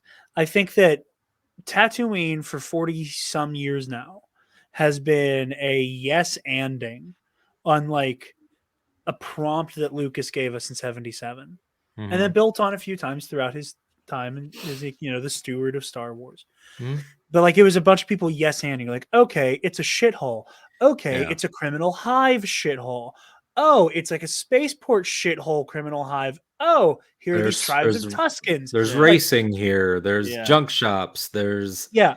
So Yeah. like, and while a lot of that, Agriculture. and while a lot of that was Lucas like building on his own ideas, there were a lot of like other authors and writers and creators like in the EU that again kept yes-anding that. A lot of that stuff carries over to canon. It's all that exists. Whereas Ferrex was, and I don't say one creative to be like Tony Gilroy is the only person who did anything for Andor, but just to center it on Gilroy as the showrunner and his team of writers and directors and so on and so forth. He and company took Ferrex and went, what is Ferrex? Yeah, And like, yeah. and he You like can he tell in they one sitting built it, yeah. as opposed to Tatooine over 4 decades being yes-anded It's into more and more it's things. not piecemeal, it's a whole meal. You Yeah, can by tell the it's end like a of full Book of session. Boba Fett, Tatooine is like as rich as it's ever been. Oh yeah. Yeah. But that's it took the so end long point. to get there. Yeah. Yeah. And then That's you the drop like, us in Ferrex and Right. Andor, and it's like, oh, somebody took the time to figure out like what this society, how it operates, like what they value, it's what probably the the jobs are like. fullest thinking about it like video game terms, like was it all there at release, or was it, did they DLC it later? Yeah. Day one release planets, let's say. Yeah. It's probably the fullest since Coruscant, because Yeah. like Coruscant and Phantom Menace, you're like, oh, there's embassies, there's the royal presence, there's the Senate chamber, there's the Jedi temple, there's like the Coruscant was like, boom, here's my vision. Some planets are very functional. Mustafar, it's like, there's a base there. Why is there a base there? They're doing something, but I need them to fight there. So it's like Lava to looks this, cool. like I love Mustafar. To this day, I just turned 27 years old. I am a 27-year-old man who can read decently well. I still don't know what the fuck they do on Mustafar. I don't know what. I know that there's like lore, like Invader Immortal and the forest, and like I know all that, so no one jump at me. But like that actual facility, the droids and the shields and what is that?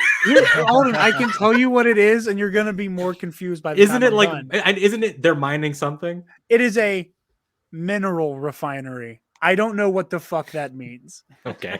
I don't know how obsidian of you some sort. refine minerals from lava. It's very simple. Lava is comprised of a number of natural elements, both stone and of metallic types. And so to refine it, you test it, you heat it, and then you pull away everything. Give this man a single. Give this man a single cam, and then throw the Bill Nye theme underneath.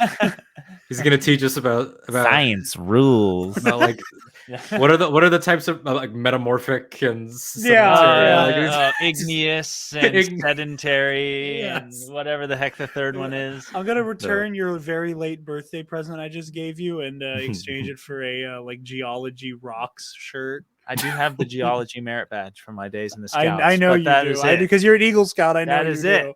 You're an Eagle Scout?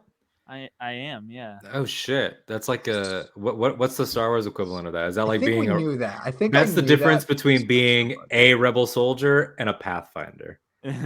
Like you're in Han's crew. You're with Kes Dameron. You're a Pathfinder. Yeah. Fuck yeah. But I'm a Pathfinder.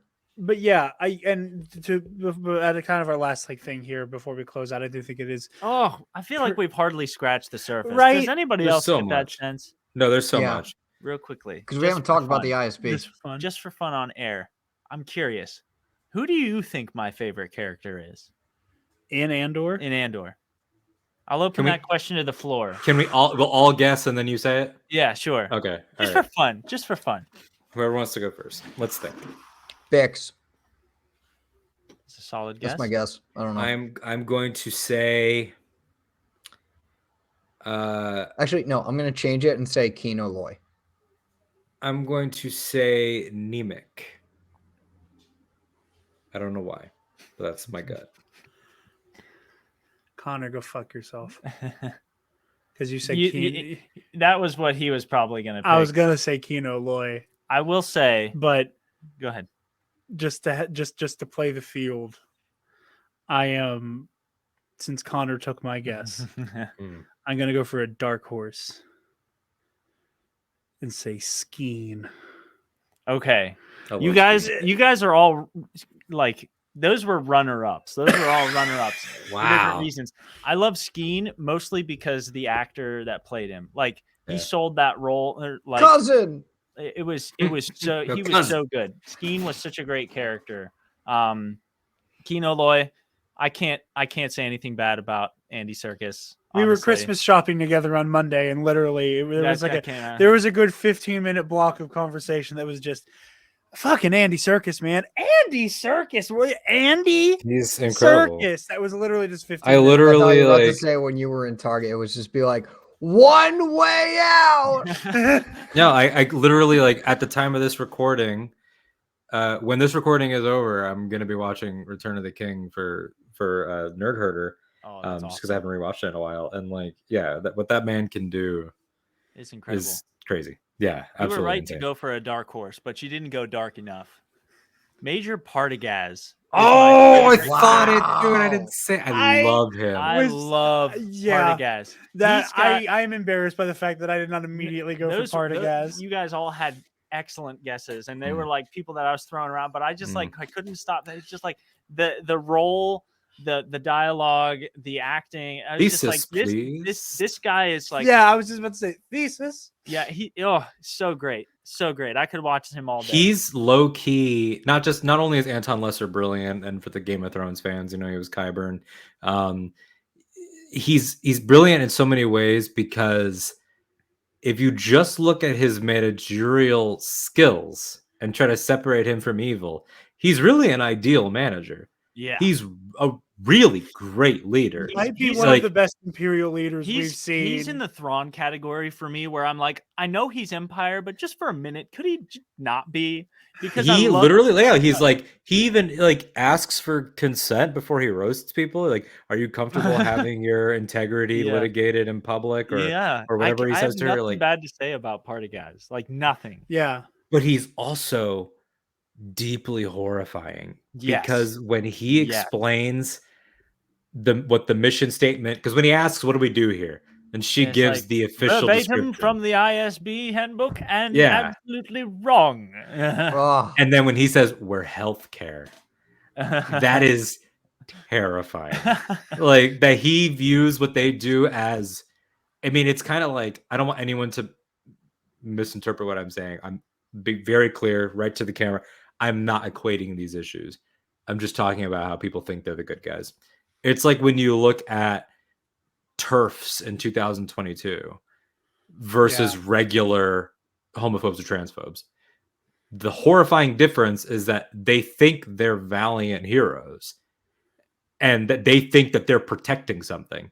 And so for an Imperial leader like him to say, we're healthcare, we look for disease, we eradicate germs, he, much like Karn, believes wholeheartedly that he is a hero, and that what they are doing is in the service of the greater good, of health, of actual a functioning organism as a society. Health of the Empire.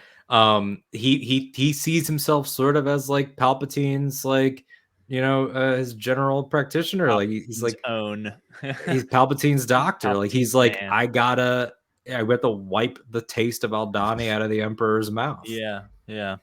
And I loved it. I couldn't let the episode expire without the stuff we got on the ISB was so fascinating, because we've never really seen that angle of them. Yeah, we've seen before. agents in the field, Yeah, but we've never seen like the ISB as an investigative bureaucratic organization. Like, yeah. We never with see the, what they actually do. Like, we never see Exactly. what they're like what they do in turn, like what they stand for. What the actual thing is, Imperial Security Bureau. We've actually like never seen that to a big. yeah, I can't think of words right now. You know what I'm getting at? Like, Yeah, we just yeah. never seen it that much we until just see now. agents. We never see what the bureau is up to, and it's, so I that's loved the it. thing I really like about Andor is that it expanded. It really touched on and like mainly directed most of a decent amount of the story on two things that I think like are just touched on in other Star Wars media: regular people and just what they're doing, what they're up to, and like the ISB and just like other Imperial segments. Mm-hmm. Those are the two things I think Andor did really, really freaking well. I agree. Among so many. Also, the funniest moment in Andor, for me at least, was it's Tubes. Yeah. I'm so glad you brought it up because I was gonna throw that out before we close and say, in a serious show, what are some levity moments? It's That kills me every Tubes. time. He's my man. Tells me everything. Yeah. Tubes. Everyone in that base smelled the poodoo because Tubes shit himself. And as I joked to Jared, because I was on that week, we did 10 and 11 together, right? Yeah. Not only that, but Saw Gerrera, to deal with Saw, you pull a gun on Saw to de-escalate. Yeah. As opposed to escalate. Like, he pulls the gun and puts it right in Saw's face, and Saw's like, all right. It's like okay. But I love the Saw Luthen stuff. Yeah. Both of their scenes are brilliant. And Forrest does such a good job of that speed, that little like monologue he has. Listing like, all the groups. They're all lost. Them. Like, yeah. Lost. Yeah, I am the only one with clarity of purpose. Like, he's so good at I would knowing just like to put where. out there that Saw Gerrera is my favorite character in the show for painfully obvious reasons. But Saw is my guy. Will always He's be my amazing. guy. And I love that. Like, according to, was it Gilroy or Forrest himself? Somebody said that Forrest Whitaker, coming back to it, would ask, and the different times he's come back, where am I in the timeline? Like, what has happened with him up to this point? Because he first played him at his end, then he played him in Fallen Order sort of during the heyday. It's only 5 years after the fall. Then he played him in Rebels past this point, but not yet at brokenness. He has his limbs. Like, he's had to jump around a lot, which is something that only a few actors have done. Like, Ewan has played Obi-Wan several times, but he's always aged with his character. Yeah. Saw has had to be like, okay, where is he? What paranoia level am I at for this? Because in Fallen Order, he's a hard ass and he's a dick and he abandons people, but he's not yet a crazy. He's competent and like he hasn't lost you it yet. say that he did just kind of like decide to perch on top of an AT-AT and go knock knock with a fucking space flicky on the windshield. So let's temper not crazy a little bit. Yeah. He's rash, but he's enthused. He's rash. Yeah. He's passionate. He's not nuts. Yeah, but it's an interesting thing, and I'm excited to see. I mean, Hayden got to play a little bit in that same realm too in Obi-Wan. Like, he got to be pre-clones and he got to be Vader, and so it was like, to see these actors get to flex a little bit is a lot of fun to put them in different places. Genevieve has now gotten to be original trilogy Mon. She was prequel Mon, and for her now to do this Mon. And that's the other thing is, again, going back to just like, not to make this 90% dunking on people, but like, Mon Mothma was a glup shitto. Like, there's no ifs, ands, or buts about it. She was no if and doors buts about it. Shout out to Star Wars. Shouts out Alex and Molly. She was like, if you were a kid in 1983, this redhead woman with short hair and a white dress shows up and is suddenly in charge. There's no explanation. It's like, where did the redhead and her fish sidekick come from? Who the fuck are they? And it's never explained. Yeah, I mean, the same place that like we finally have an emperor for the empire, and he has like 5 goons who look just like him. You know, like he And just they are has on all screen, and then they're just gone, and that's it. Yeah, they're there for like a half a second. All of them have the same case of scrotum face, and then they all leave. And the only It's like- explanation we get is in like the illustrated dictionary. And it's Yeah. like, oh Yeah. no, those are his homies. Yeah. Yeah, and then Their we get the Lego Halloween special where Vinay is the main fucking villain. Vinay, and then who's the one in Rebels that likes art? Hayden. Hayden's his name. Yeah. Hayden is also one of those olds, voiced by Malcolm McDowell, actually, which is a great casting. But yeah, it's like, for people to say like it's not connected, it's like Mon Mothma is like, it's all headed toward Rebels. Like her beef with Perrin at the beginning of the Aldani arc is about the treatment of the Gormans, which directly results in Secret Cargo. It's like these shows, one being silly and from Disney XD, and one being show run by an Oscar nominee, Tony Gilroy, who, it should be noted, like the myth of the singular genius, like you said, Jared, it is Tony, it's his brother Dan, it's his other brother. They're all Nepo babies, by the way, just in case you didn't know. It's Bo Willimon, Sana Wallenberg, it's Toby Haynes is a Star Wars name. You can't convince me that's a real person. that's a rebel pilot who gets shot in the dick on Andor. It's a bad. Beaumont. Beaumont kid. French Beaumont. French Beaumont is Bo Willimon. Hey, all the Bo Willimon. And then you have, like, as Tony calls them, I think the Vatican. You know, the story group. I think he calls them like something. He said they're like the Vatican. Yeah, like they're these. They keep all the books, all the holy books, and everything. I love that moved description on from of Beaumont Kin being randomly French too soon. I think that's a moment in like a lot happened in Star Wars in 2022. Beaumont Kin being retconned to being fucking French. Beaumont is randomly French in that book, and Pride is randomly American. He has a French. Pride is randomly Jack fucking Nicholson. He's talking like this to Ochi of Bestoon. He's like Jack. Drug addict. Yeah.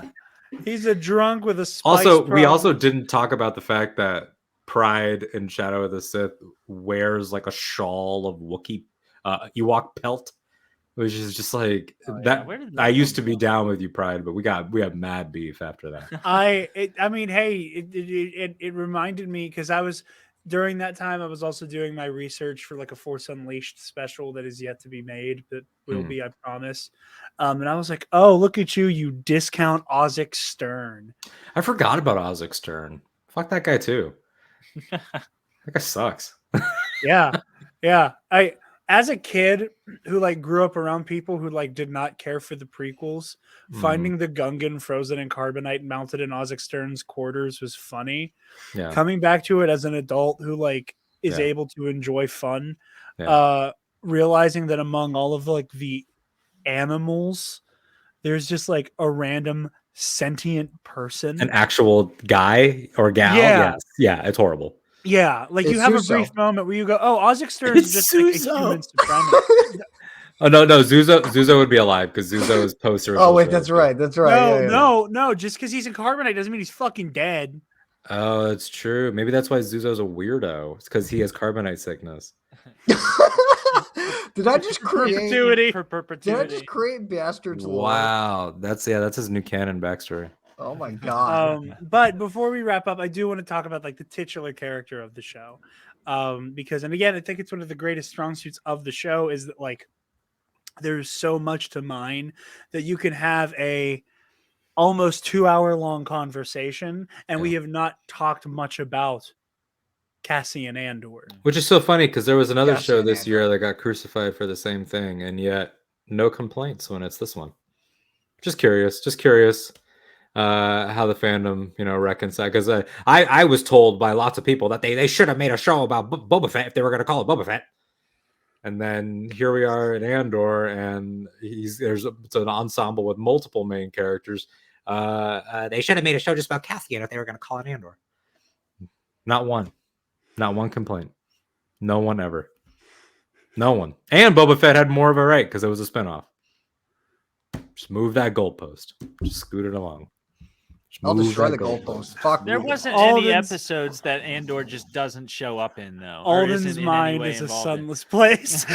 My mind is a sunless place. I think it's a sunless space. I think that's the correct. It is quote. space. Yeah. Is it even worth it? I think that the scenarios are slightly different there because They in Andor you have like a 12 episode season where like from the beginning you have a bunch of different stories that are kind of weaving in and out together, and it like for Book of Boba Fett it was like jarring, but I was okay with it. I was just like, okay, so I guess we're gonna have a couple seasons for Mando, but that was necessary to continue telling the Book of Boba Fett story. So I'm not knocking it, but it certainly does feel different in Andor. The one thing I just hate is when people are like, "Oh, they're good Mando episodes, just not Book of Boba Fett." And I'm like, "They're in Book of Boba Fett. Shut the fuck up." Well, they're in Book of Boba Fett, and they're about Boba Fett, and also like I hate to break it to people, not at anyone here, but like the pilot for Book of Boba Fett is the tragedy.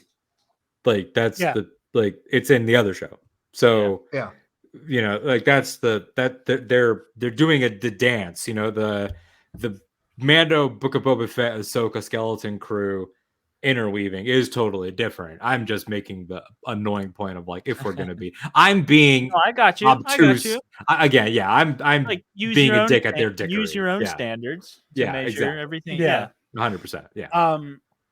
But no, I do really love Cassian in this show because as we talked about in that episode that Scoundrels Inc. Was here for, Cassian truly is this like synthesis of all the people around him. And every time Cassian makes a decision, every time I had this like moment where I would like zoom forward into the timeline into Rogue One. And every time he made a shitty, selfish, short-sighted, sometimes even kind of cruel decision, I would like zip forward and be like, this is the same guy who will eventually make a lot of like really fascinating decisions that will ultimately help save the galaxy, but also is the same guy who's willing to gun down one of his own boys. Mm-hmm. Yeah. You know? Yeah. Like he's like, changed in a lot of ways. In other ways, he hasn't changed. Yeah, but in other ways, like he has like an X factor that needs to be honed.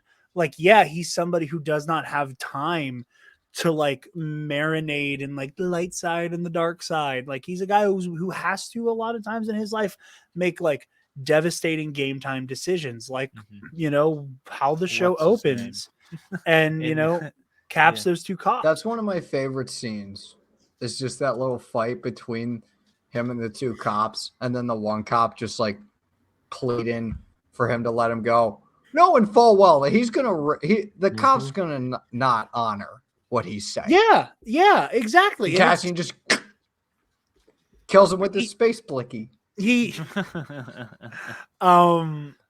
love the proliferation of blicky in our social circle. I love it because it cracks you up. That's why I use it. It's my favorite. It's why I talk Michael about and I were talking Cronenberg. about this when we were making my D&D character last night. It is my favorite slang for gun, and gun is a concept that has more slang than most ideas. It's like this show also refers to blasters as guns. Yeah. It also says cover the guns. Jared with Space Blicky is Alden with Connellberg. I will almost always send Alden like just any Connellberg tweet because it just brings him joy, and it brings me joy to see him be. Shouts out Connellberg. Shouts out Connellberg on Twitter. Connellberg is the greatest. He is. He really is. But you know, you see, like I said, like you see that in Cassian, but you also like look at some of the decisions Cassian makes, and then juxtapose that with the decision he makes to take this small, you know, group of people to Scarif, you know, and in some ways, like you can look at like his, is this a Mando cameo? Yes. Oh, Hello. the best of us. Hey, little bud. You're so sweet, boy. People keep who only talking. listen to this show are missing out so much right now. You're missing out on this little face. This little guy. This little happy boy. Just wanted For some people who love. are listening to this episode right now, go to the YouTube version. You will not regret it. Get some double love. But in some ways, you can look at Cassian's decisions and be surprised by his like what seems like maybe out of character mercy to not kill Galen Erso. Mm-hmm. And then you remember what happened to Clem. Yep. You're gonna kill this woman's father after what happened to yours? And then you realize maybe he never could have been able to go through with that. Yep. What do you know? Like even before, like, and obviously, like hearing what Galen is doing and like realizing like Galen is trying to save the scientists. It's like, no, this is me, leave them alone. Yeah. Like maybe Cassian never did. Like maybe Cassian didn't need to see that. Maybe he did, but like, in that moment that somewhere in his subconscious, he sees Clem's face when he's about to do what he's about to do.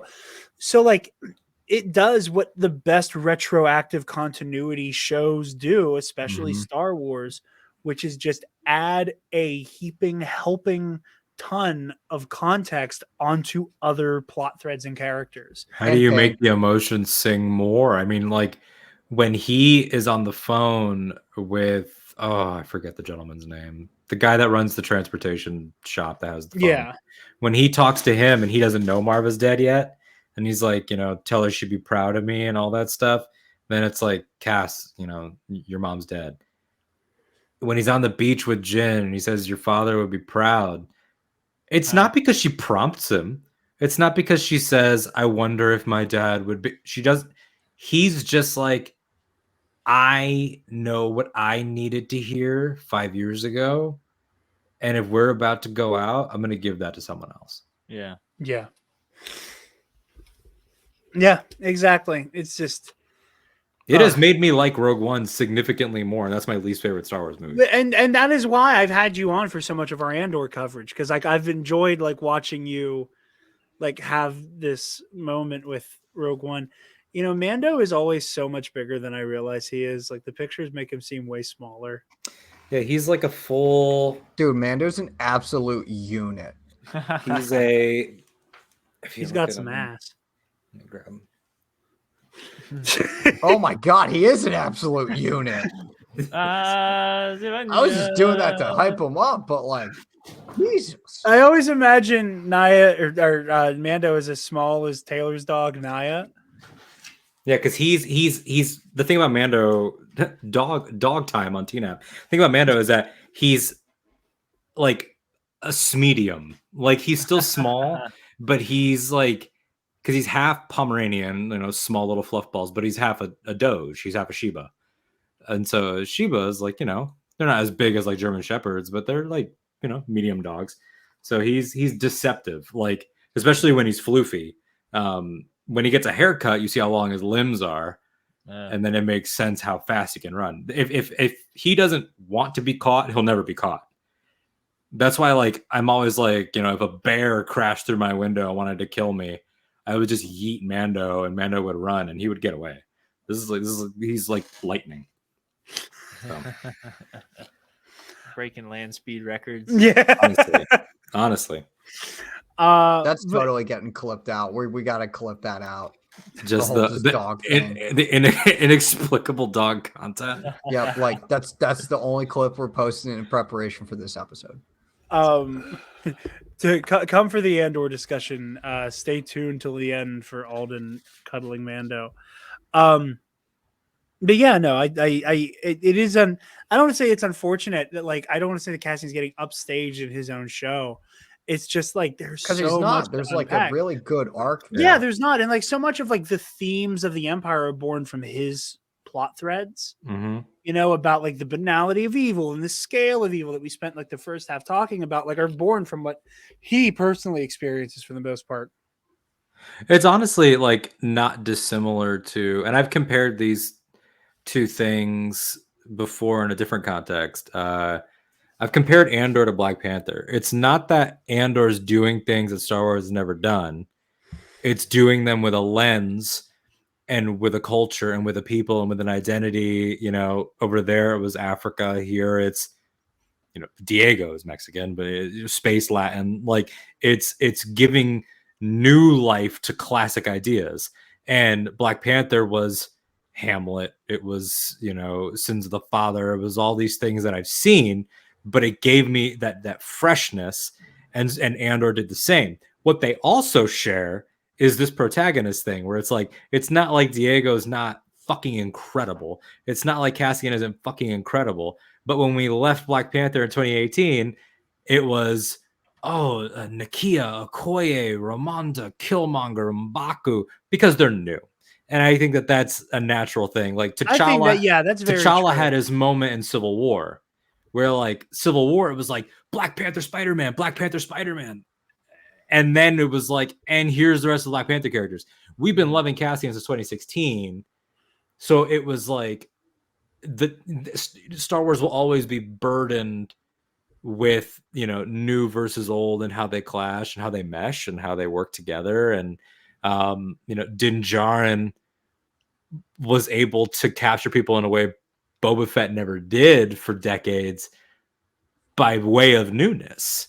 And then that character makes Boba Fett more interesting as a comparative thing. And so everyone in Cassian's world is enhanced by Cassian, which sort of loops us back to the beginning of the conversation with Cyril. This guy's importance, his homecoming, you know, of Rick's Road, changes the course of the galaxy because he is who he is, and because he stops making. It's not that he's ever a prick. He's not like a selfish piece of garbage, but he's wasting potential. And by the time he returns home, he's ready to act on potential. So he has an understated becomes arc. a leader. Yeah, yeah. And a show full of speeches and incredible moments. Cassian doesn't get a speech. He doesn't get you know, a lot of action like Din or Boba does, or like Ahsoka will. I'm assuming. I mean, Ahsoka Tano. But his moments are chosen very carefully, and he's very understated. He's a different type of Star Wars hero, but still on a journey, which I really appreciated. Yeah. Very well put. I'm not going to make anybody grade this one. I think we can all agree that it gets top marks, except for me. I will say that it gets an F because screws and bricks. I couldn't help myself. I'm sorry. Boo. Are you aware of that discourse? I don't want to be. Let's move on. Don't make him aware. He wants to live in peace. Have him live in peace. Alden. Yeah. Where can lovely people find you and your son?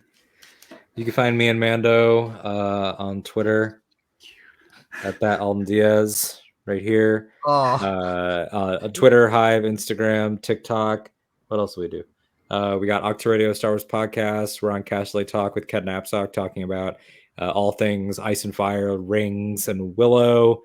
We wrote for StarTrek.com. You could find me just anywhere. Just hit me up. Let's talk. Being a dog dad. Hit me up. Let's talk. Connor, where can the lovely people find you, sir? Twitter and Hive, both at Depa Banana whenever I get access to my Hive account back. Because they're down at the time of recording. But doesn't look like they will be. Yeah, I was gonna say the great Hive outage. That was a great 5 days of people posting on not Twitter. Yep. You can find me at For the Republic, a love letter to Star Wars animation. We're doing our Andor season finale soon. I don't know when. It's like it's another version of the Teen app. We don't know when the fuck we're doing things. But I love it. It's cool. We talk Star Wars animation mainly, but also like the other shows. So like Andor, and then, you know, Bad Batch when it comes out, Skeleton Crew, Mando season 3. You get the gist of it. Where else? Oh, I write questions for In a Galaxy Epic Confrontations, along with Eli and Donovan. Our next match is coming up soon. It's a teams match. I will not say the teams because it's really exciting. But I write questions people there. know what the matchup is. I don't feel like telling them. I write questions and co-host there. It's really cool. And then SW editor IG.com/fiction. I work with a group of creative people to help craft a connected universe of Star Wars fan stories. I don't have any published yet. I do have a few in the works. One I can't talk about is called The Hidden Kyber. This is a story set shortly after the events of Fallen Order. As everyone knows here, my favorite Star Wars story, or one of my favorite Star Wars stories, probably my favorite. It stars Seer Junda and Cal Kestis, and right now it's coming out January 28th. That'll probably change because release dates are never set in stone. But right now it's coming out in late January. Excellent. Nice. And who knows? I might be on Ionized Bastards at some point. I don't know. I have to talk to Michael. Well, I mean, I know the Ionized Bastards campaign will likely be wrapping up either January or February. Michael has not made clear whether or not he's going to do a season 2 of Ionized Bastards with like the same cast of characters, or if he will just do a new Star Wars RPG story. I hope so, because there's a character that I'm making that like I need to be with the bastards. I hope we do both. I hope at some point we do a season 2 of Ionized Bastards. But I also wanted to like go on a new adventure as well. I want everything. I want Michael to accidentally create like a Star Wars version of D20. You guys can find Spencer auditioning to play the new Superman since Henry Cavill's out of a job. Probably not though. It's nice of you to think of me, but probably listen, not. I hot take, and this is no body shaming of incredibly muscular men. Henry Cavill in particular, he's one fine specimen. Superman does not need to be a muscle-bound brick shit house. He does need a chiseled jawline. Sure, he can have the hero jaw. I don't care about that. I don't have a chiseled but jawline, so I don't like Clark Kent being built like a brick shit house. It is harder. I know Christopher Reeve was able to do the whole like he grows like 3 feet in both like width and length when he would go from Clark to Superman. He had mastered that like what a like how posture changes the entire perception of I would like to see that. I would like to see a return of that personally, because it's not a criticism of Cavill's, because I swear this is not a salty Snyder shot, it's just a fact. He only gets to be Clark at the end of his movie, yeah, and a little bit in BVS Ultimate. That's it. We never got to see him sort of have the persona. I would like to see that again. Yeah, absolutely. I am a big fan of Tyler Hoechlin. He's with my the favorite. CW stuff, huh? He's my favorite. Him or Brandon Routh Jr. Those are the two that I like the most. What about Tom Welling? Tom Welling's good. Somebody save me. You can make that a clip. I will. I will send it into our group chat every time you start talking about Willow. Well done. Ayo, yeah. But no, I think it would make more sense. Like Superman is not like strong because he has muscles. He's strong because he's from an alien planet. Because he's an alien being powered by the sun, and his cell density is different and all other kind of science fiction bullshit. Like I like him being like a slender guy, I don't know. It's also just like a nice God, we're here like at the 2-hour 8-minute mark of the Andor podcast, starting the Superman podcast, but it's I'll tie it in. Why not somebody of Diego Luna's build? Exactly. Yeah. We saw him shirtless in Andor. Guy's in shape, but he's a small man. Like he, like Oscar Isaac is a like in shape guy, but he's not like anywhere near as tall as like Adam Driver or like Michael B. Jordan was floated for a little bit for that Ta-Nehisi JJ one, And it's like he doesn't need to be Adonis Creed. It could just be Michael B. Like he could just do his thing. Yeah. But anyway, that's neither here nor there. Spenceman Cosplay, Spenceman 49 for him. And you guys can find me on Twitter and Instagram at DarkJedi2552. You done trying to break everything? Okay. Sorry. All right. He doesn't know his own story. I didn't He's want to just like Clark spoil Kent. your moment. I'm sorry. It's okay. I love you. You guys can find me on Twitter and Instagram at DarkJedi2552.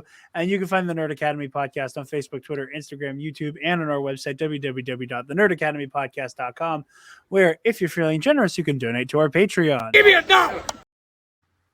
Specifically to Spencer's new buddy. To our patrons, thank you very much for another year of your support. Versus series is complete on Patreon. You can check that out. While we're in our downtime of not recording anything, I'm actually going to try to get the Versus tournament set up so that once I'm ready to start recording stuff again, we can jump right into the tournament. But that said, thank you to our alumnus, Nick Johnson, Keandre Lloyd,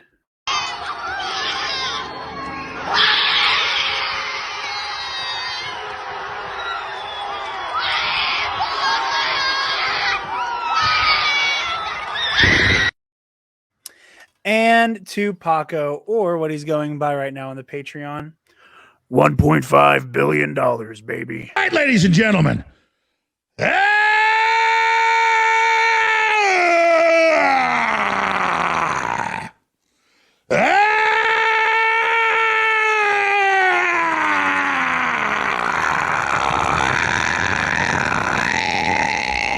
From the front lines of the information war, it's Alex Jones. All right, ladies and I didn't mean to double tap it.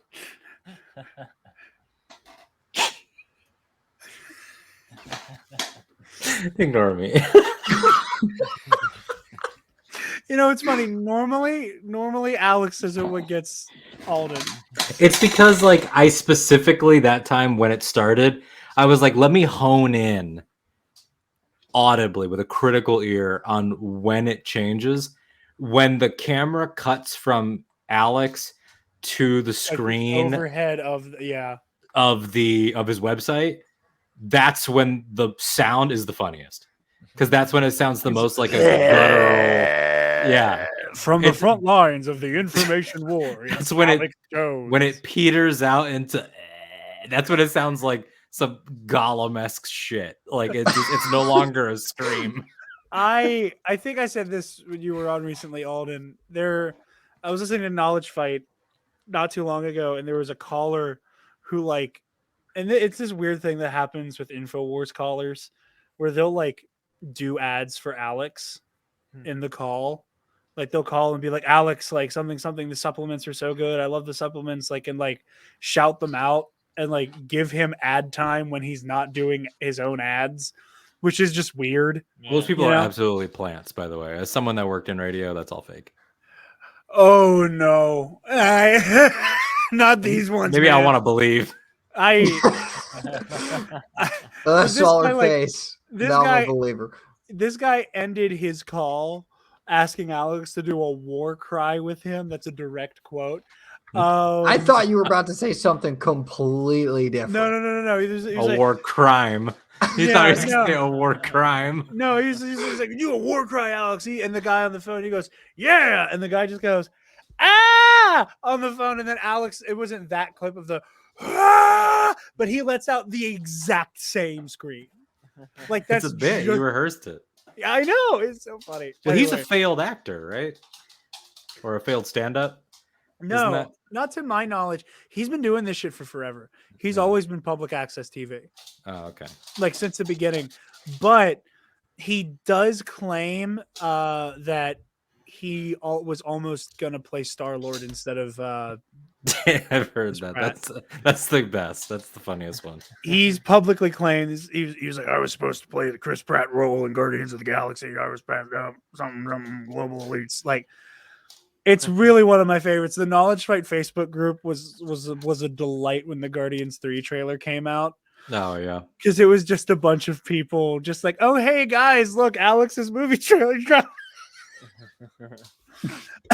But anyway, thank you all very much. You beautiful, beautiful little boy. Good boy. One last look at the boy while he plays. He yeeted this toy at my foot while we were closing. I love him. Go get it. Oh, Mando is the epitome of all of what we should. He's what we should. We should strive all to be. aspire to be Mando. Yes. But anyway, thank you all so very, very much for a wonderful 2022. Can't wait for 2023. See you all next time, and may the force be with you always. Stop! Move away from the cookie jar!